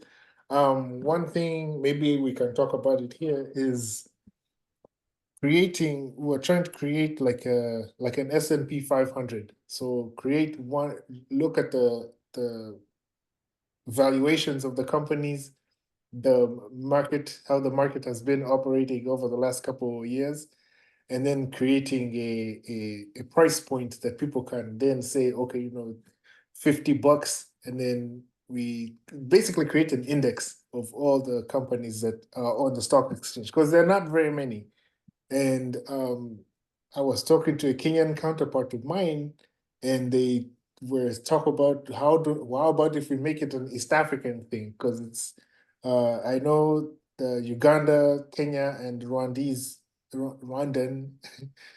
stock exchange, they're really active and they put out a lot of information. The Tanzanian is also, it's there, but really information really doesn't flow as freely from Tanzania as it does from Uganda and Kenya. So that is something that we are looking into, and maybe in the next coming months, it might be something that we may be able to roll out. So thank you, Mr. Chikudu, for calling me out. But yeah, as far as giving advice, I really always try to give advice on something that I'm well versed in, rather than something maybe I've heard people talk about or something like that. Then on the event centers, we've had some people invest in event centers. We had Nile Hall. We had Nile Hall, and it was lucrative when it was lucrative. And as being somebody who was on the inside, I really saw how much effort it takes into running an event center. As a guest, when you just walk into an event space, you don't see how much effort it takes in the background. There's a lot of effort. And if you're going to look for an event space that is within I advocate for ownership. I think when you buy a piece of real estate and then you're going to use it for something, if you rent a piece of real estate, you're going to use it for the margins that you're going to make are going to be much lower than if you were to purchase it. But if you're going to purchase an event center, that really something within the DFW Metroplex is going to run you quite a bit of money. So I I have been hesitant on going into event centers. I'm actually more into event management. If we can throwing events or putting events together, to me has seemed more lucrative than actually owning an event center. But that's just my opinion, and I could be wrong. So And you're sticking with it. Where's Salong? Salong, are you still here? Is Salong still here? Yeah, I'm still here. Okay, yeah. You know, I don't usually like to make pitches in front of people here, but I will make the pitch. If you have any Okay. information, if you want any information about the logistics game, I would be very glad to jump in and help there you, you especially go. from my perspective. Ah, Yeah, yeah. okay. I can only give you the best information I know from my side. But however, and I can also tell you here openly that sometimes we look at transportation from the equipment point, owning the trucks and stuff like that. But I can guarantee you, Salongo, if you had a yard in Chicago, especially Chicago, and you can afford the price of a yard, you might as well run a shop right there. You will collect the money by the second. And I'm telling you this as a guarantee. You will collect that money by the second because I know how quick we desire when we come into Chicago to have an oil change, but it's crazy, So I know that market very well, and you don't even have to focus on Chicago. There's places down in Texas by El Paso and Del Rio. Those places are very empty, and your truck dies there. You have to wait for 4 hours to come be picked up. Those are lucrative sides of the trucking business that we don't usually look at because people don't focus on them. But I can tell you for a fact, every truck needs an oil change every 3 days, every 3 weeks, on average 10,000 miles. So you can collect that money by the second if you organize yourself. But that's where my friend Ntare comes in. If you have a management system that is proof, I can tell you that is air proof, you will collect that money by the second. Right. You will collect it by the second. Okay. Yeah.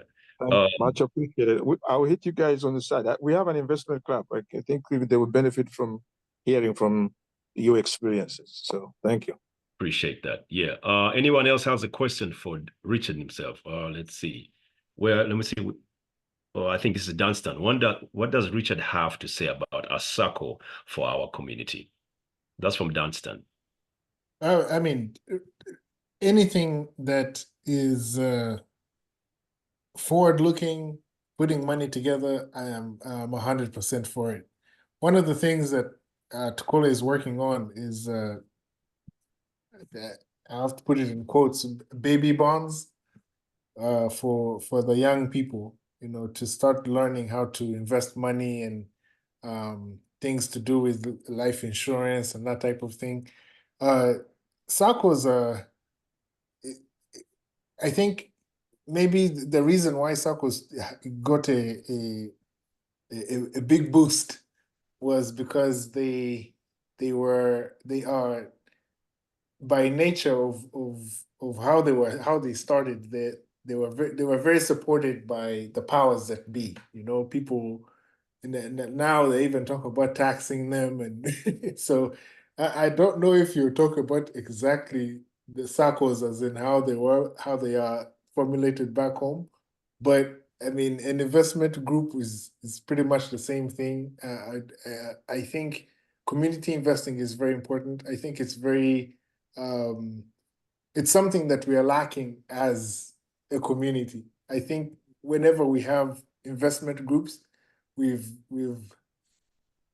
hidden them from public view. We've not allowed new entrants to come in, and I've been in several investment groups where that has been the norm, where it's more of a private affair than it is a community program.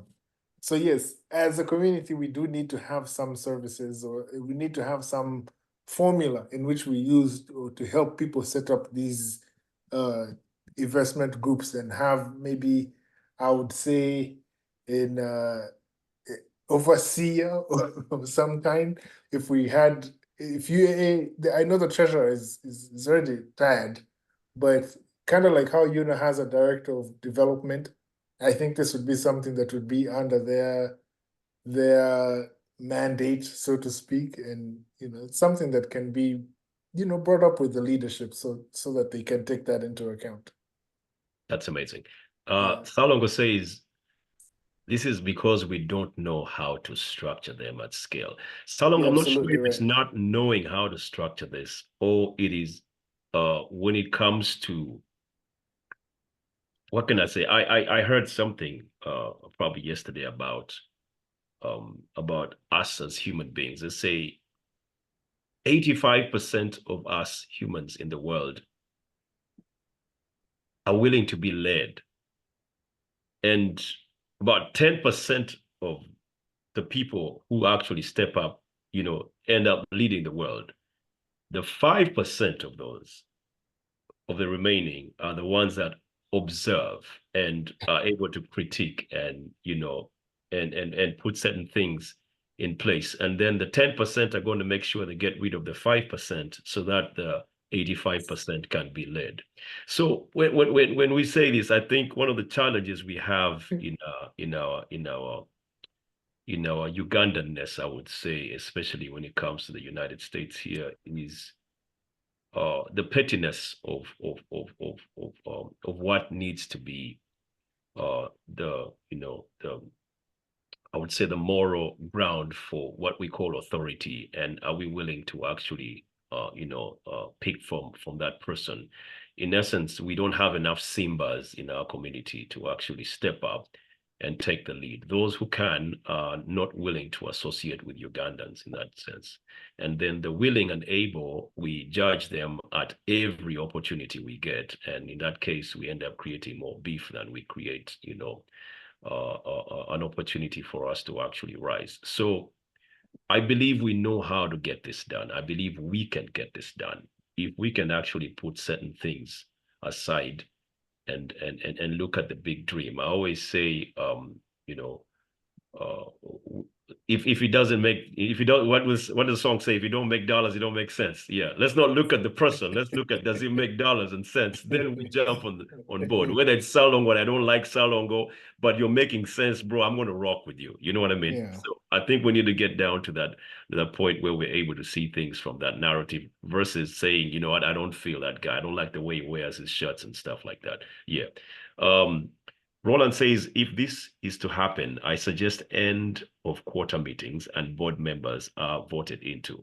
Roland, you are right on the money. Believe me, you are right on the money. But I want to start with the fact that we need to have an open space to have these conversations. I think, Richard, where you are, you have an overwhelming opportunity of building people into very wealthy people. I think everyone somewhere is holding $1,000 and saying, how can I turn this into money? Yeah. How do I turn this into magic? If not more. Yeah. And even the potential Exactly. to build, the potential to get more, the potential that 10 people have holding $1,000 when they put that money together it's almost, and even I think people assume or maybe think about investing as getting a lump sum of money and putting it all in an account. No, like what we're doing and because I refer to Tukole because actually Tukole started in the Chinovés had a baby shower.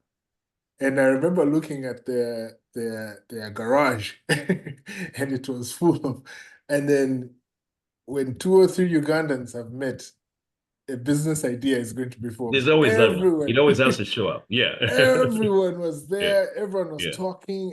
We don't do this. We don't. And the reason why I called it Tukole was to do, like, let's stop the talking Let's stop the and talking. actually, Let's get into the put action. it together. Yeah. And then we had a couple meetings in 2020 and 2020 and 2021. No, 2019 and 20.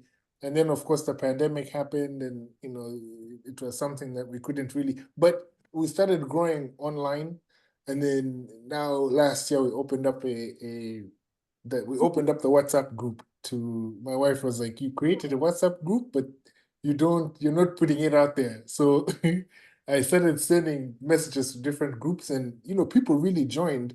And then now people started asking, so what are we doing here? are we just going to sit around and everyone just, we could have done that on another group. Why are we here? And then, of course, some people were very frustrated that I wouldn't let them talk about politics and religion. And so I said, okay, let's put a structure in place where we can invest together. But then when you say let's invest together, you also have to be cognizant of the fact that not everyone is going to abide by the rules. There are some people who may have, so we have to know who we're dealing with. One of my friends, Gilbert, and I had a long discussion about KYC and anti-money laundering. Those are things that we decided, let's start doing this from the very beginning, so that whoever joins the group, and they're not in my phone book, I don't know them, I don't let them just join the group like that. It grew slowly, but at the end of the day, yeah, I started understanding, okay, everyone who was coming in had something to offer. And then one of the people suggested, let's start putting money together. I said, okay, hold on. Yes, we can put the money together, but we have to almost understand what we're going to do first. Okay, great. So what we've been doing the last 6 months has been verifying who the members are, first of all, because not everyone is going to respond when you ask them, so who are you? What did people will just ignore it. So then a couple months later, they'll respond and say, okay, yes, my name is this person, I live in Las Vegas and I'm a Ugandan, blah, blah. Okay, great. Thank you for joining. And then the next step is going to be and some people have started doing this, putting some money, putting up basically like a membership fee. That was also a struggle trying to come up with the right amount. So some people had suggested $200, and I said, listen, guys, we can't do that, because the 200 it may seem like a little for some people, but if you want to be inclusive of everyone, then we have to set it at a price point that most people can afford. So we set it on $25 a month. We set it on auto.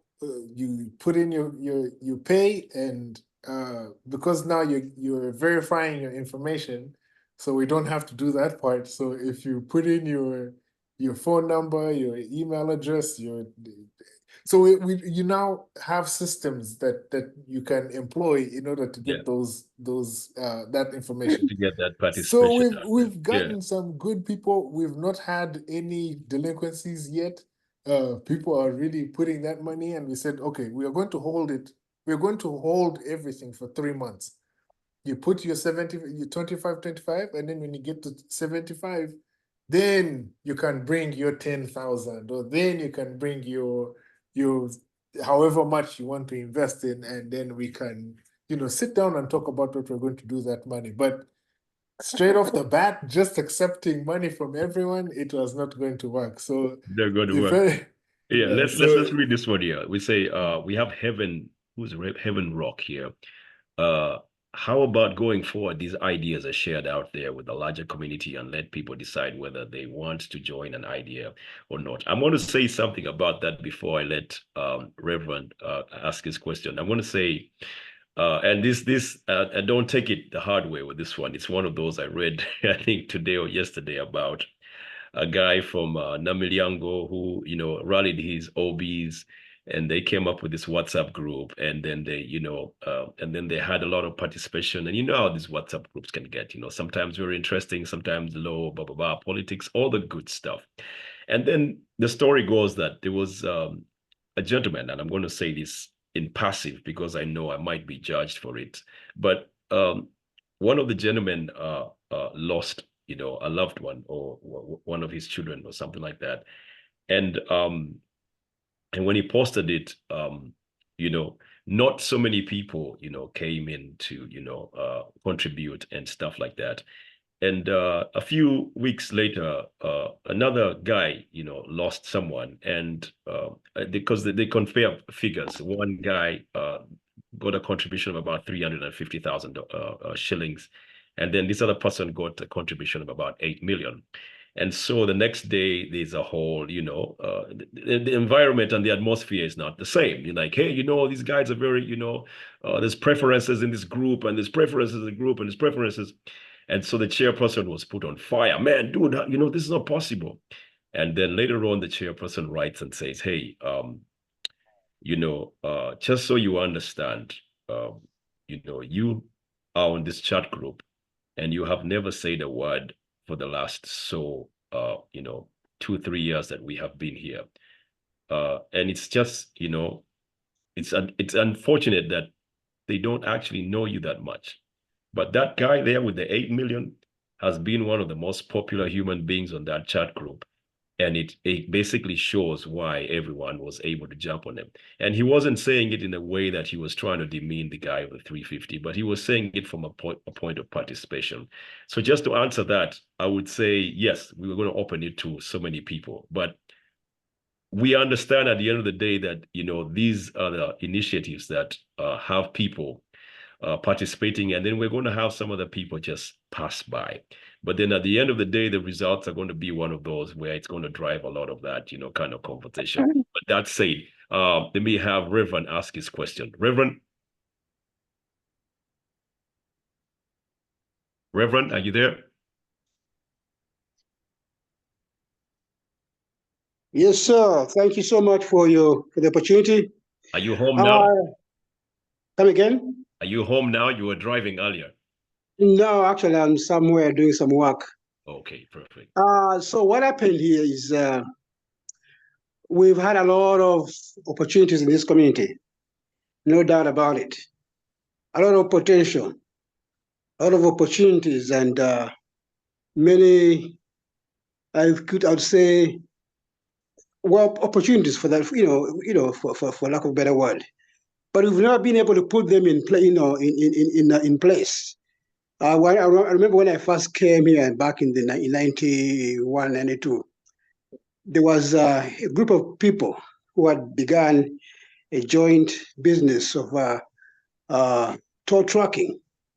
Somehow down the road, people began betraying each other, and somehow the whole thing fell apart. It was a group of about 10 people. It was doing very well, and it was just from nowhere. The whole thing just slid and fell apart. So that's one example. Another thing, of course, we've had opportunities of whereby a lot of potential coming through. People like you, Mr. Engole, and by the way, I must applaud you and for this thing you're doing. They say there are many ways of skinning. Is it skinning a bull or something?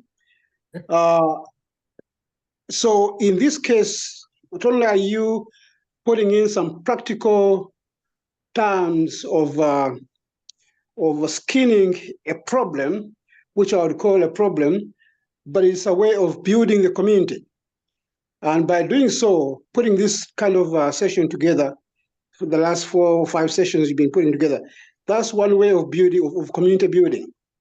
You've done it so well, bringing people of different backgrounds, different experiences, and they've done so well, exposing the wide range of talent and skills they have, therein. Tonight, we've heard from one of the best entrepreneurs in the community, Richard Muhunde, a man from Chigezi. Very proud of you, Mr. Muhunde. So he's given us a lot of exposure in terms of what he's done, what he intends to do, and what we can do together as a community. My question is, with all that said, what can we do apart from just talking and sharing? By the way, the same thing applied with Mr. Ruhanga last week when he came in and gave us a very beautiful illustration, beautiful presentation of what he intends to do and what he thinks he has in mind in terms of dreams and aspirations. Yes, all that said, what can we do to put these things in action as a community? We've done so well helping other communities. We've done so well putting conventions, successful conventions, so to say. We've done a lot of things that have done a lot of impressions and incentives elsewhere. But what can we do together as a community to put these ideas put these suggestions, put these plans and dreams together and make the best out of them as a community. And I believe the answers are within us. And beginning with some of the best entrepreneurs in the community, like Muhunde tonight, I think a blueprint can be laid down and see where we can move forward. And of course, with the guidance and support of your wise leadership, Mr. Engole, I think we can do it. And we have a better opportunity of making ourselves better and even more prouder. Thank you. Thank you, very Reverend. I mean, That- that's very That's awesome. wonderful. Yeah. I love where you're coming from, Reverend, and just to give us that, you know, that cheer of hope Did you not take it to school and today? understanding that we can do it. You Yeah. did it?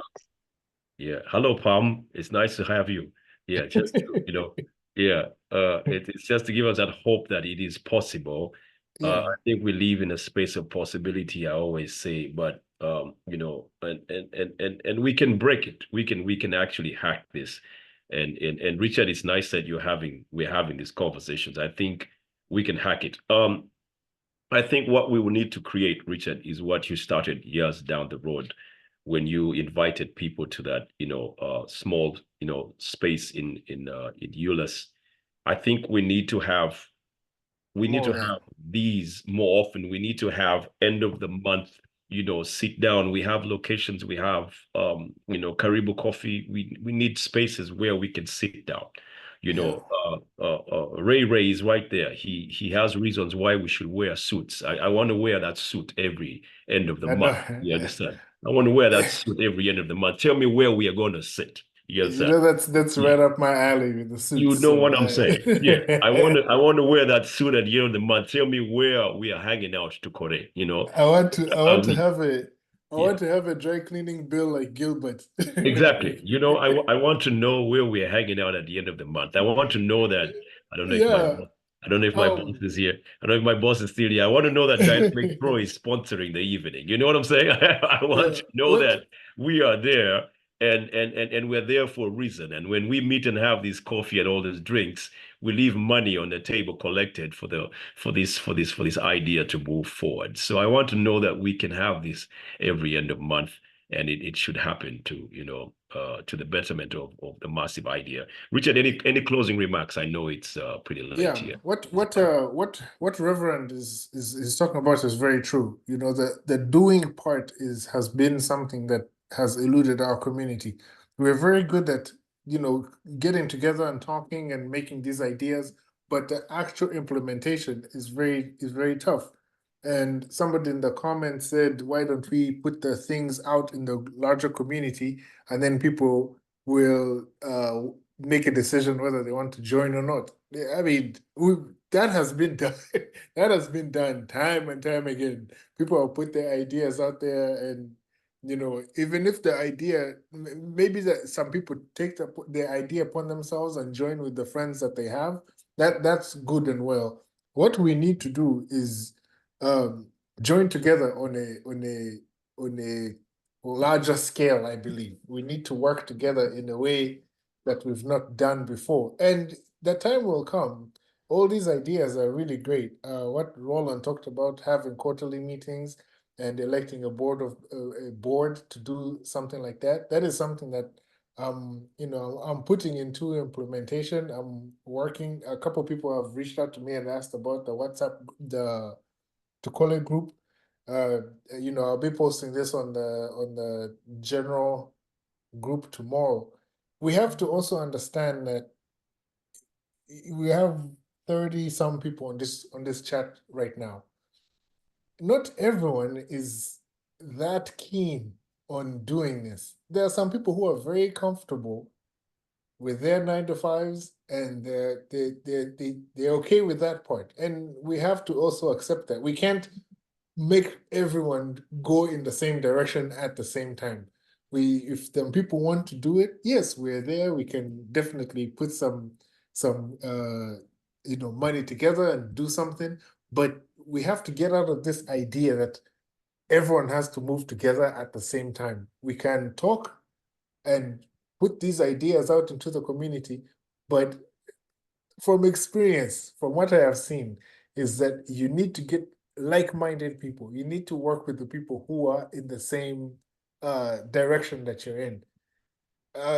Even if you don't have the money to go ahead and put up, or you don't have a skill that you believe is marketable at this point, that's fine. People will always find a way to fit in. You can do the news, you can help type out something, you can, you know, be the person who helps moderate the WhatsApp group. There can be a job for everyone, but assuming that everyone in the community is trying to go in the same direction, I think it hurts more than it helps. I think we need to be very keen on working with people that we trust, working with people that we understand, that we can have conversations with.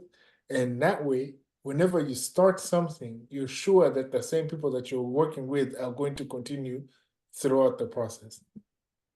Okay, now you have your fans here, man. You know, charity is like, Richard, you have the people. Just do it, bro. Just do it. You know, I was waiting for a word from this gentleman the whole evening, and it's good he actually wrote. You know, says start with those that can start, then have an option for others to join at a later time. You know, yeah. I was gonna throw a very provocative statement here this evening, and I know some people will go to bed very pissed off, but I'm gonna say it. You know, the movement party started off with 27 people. And I know that's not going to sound very good. When Mark Zuckerberg was going to start off his business, how many people did he reach out to? About 11, right?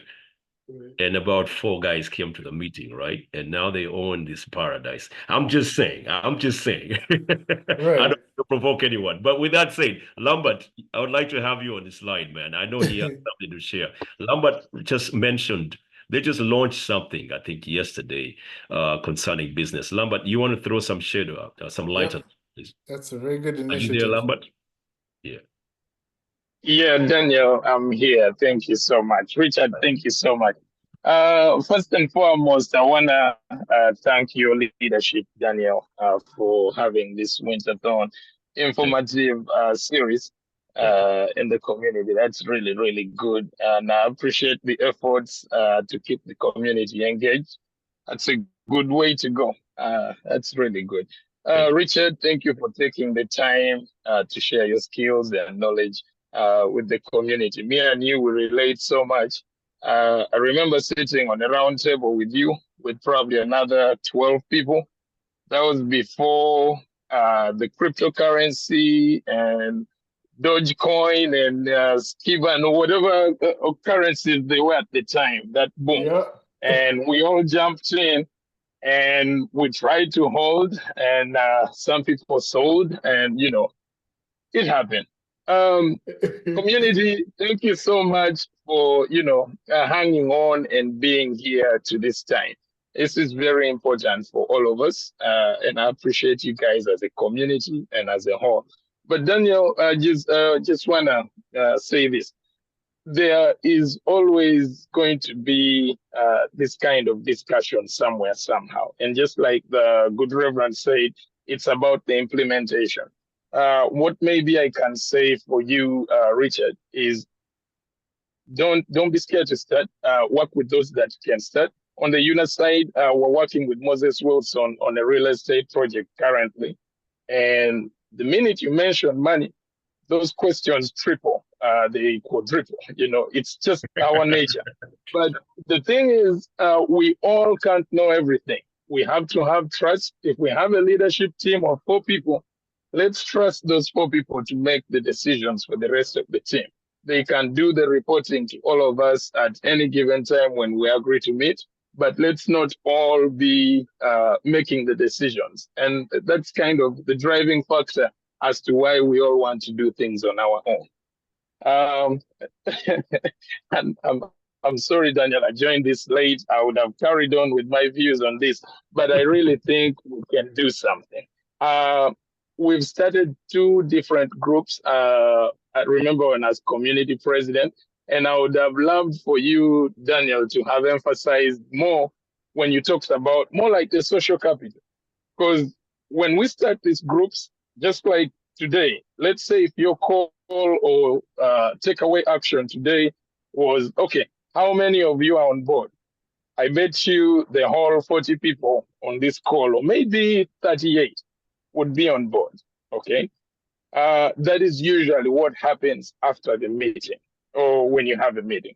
The challenge is when we go into the execution of the implementation, let me take it there, that is when we lose people. And sometimes it's from our presentation skill set that when we present these ideas, just like you and Richard are doing, it's all good and nice, but that's not how business is entirely, you know? You have to be willing to hear that, hey, if we put in this much and we go in for this kind of project and things don't go well, this is what we could lose. Some people want to go into something and they want to gain 100%. They don't want to hear the elements of risk. Okay, so those are the challenges that are there.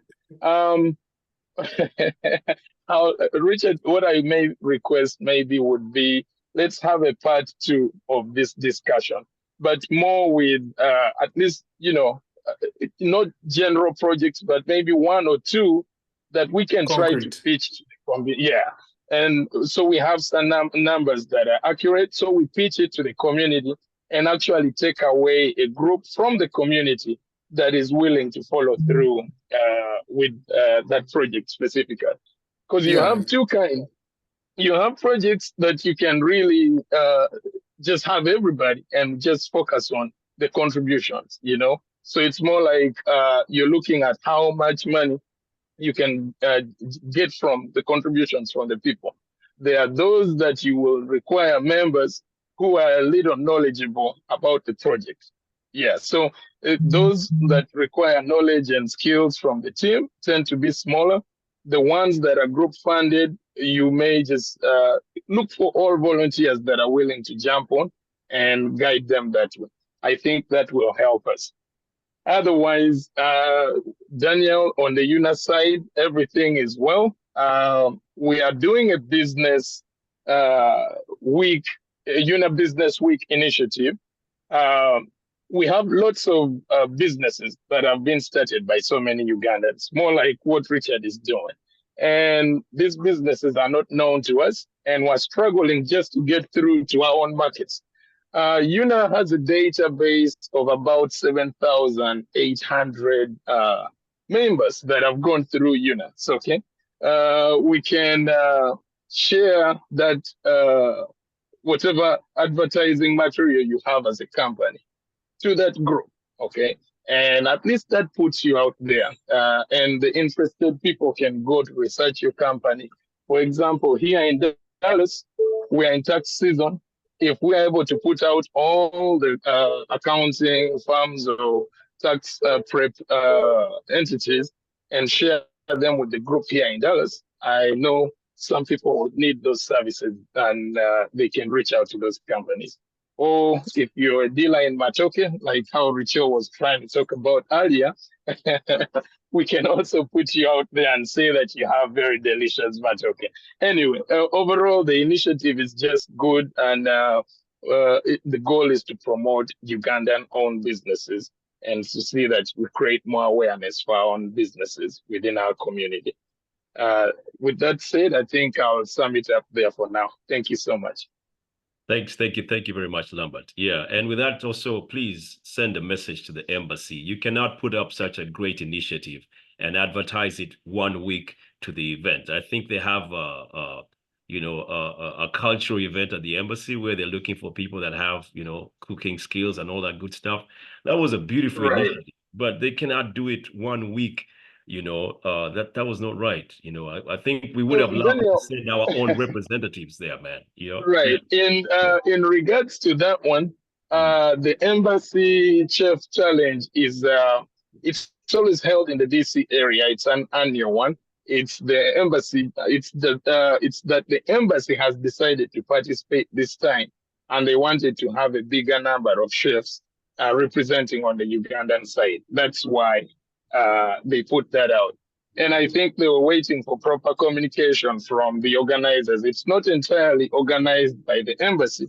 but the embassy is participating. Yeah. Okay, yeah. I see that. Good stuff. Yeah.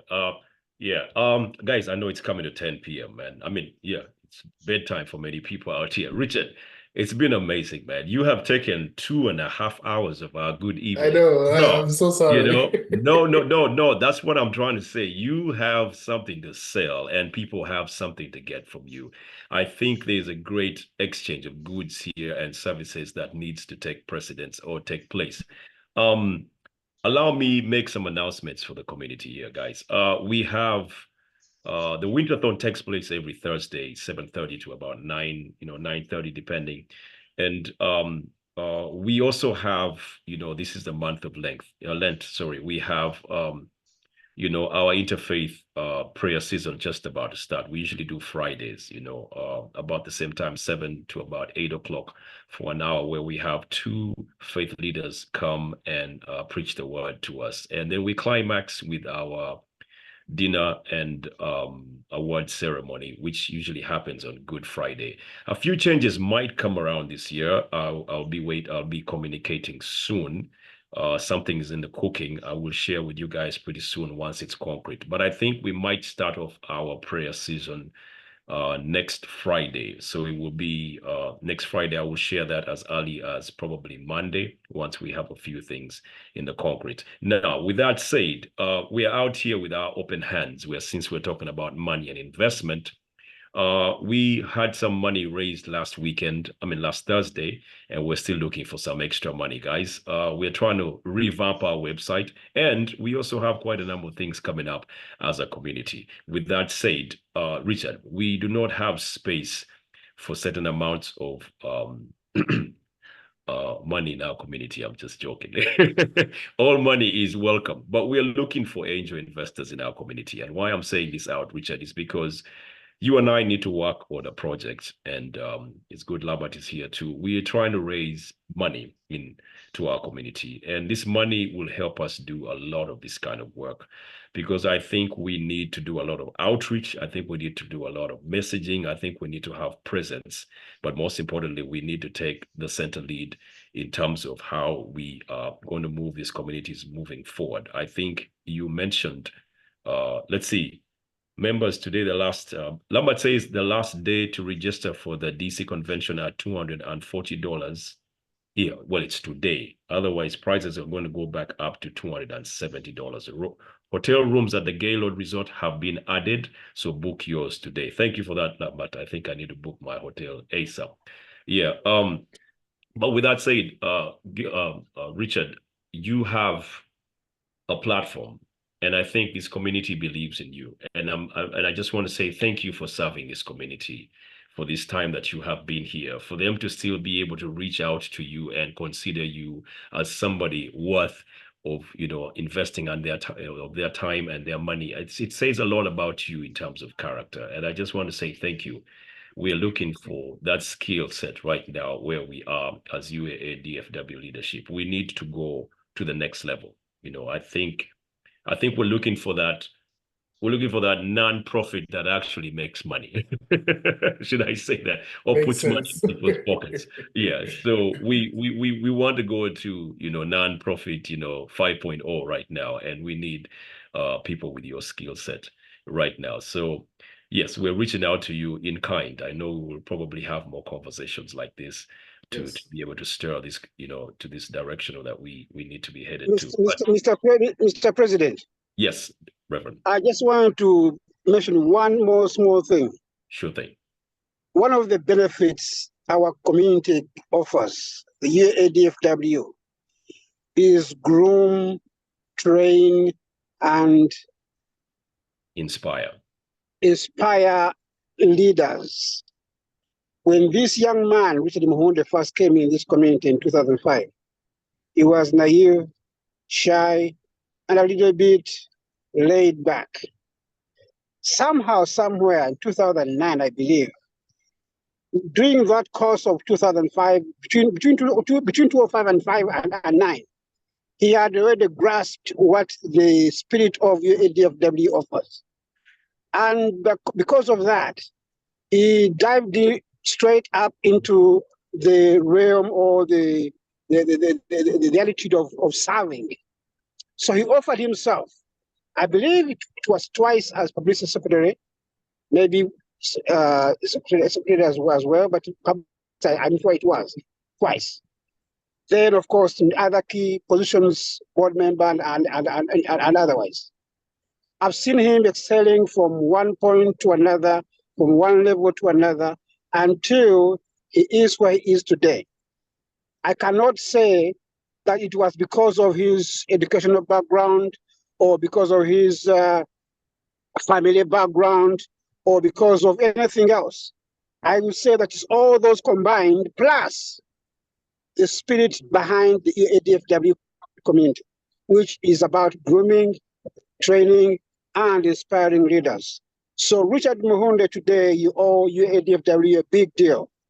And so for that matter, I say thank you to the DFW community. Thank you for taking up that initiative, for being trained and groomed and being where you are today. Thank you and God bless you. Thank you, Reverend. Thank you. That's deep. You know, Richard, he had his eyes on you, buddy. Yeah. Okay. So with that, guys, I think I really need to, let you guys go and catch your sleep. But Richard, we will start. Just like Lambert said, we need to continue these conversations, and there's nothing too small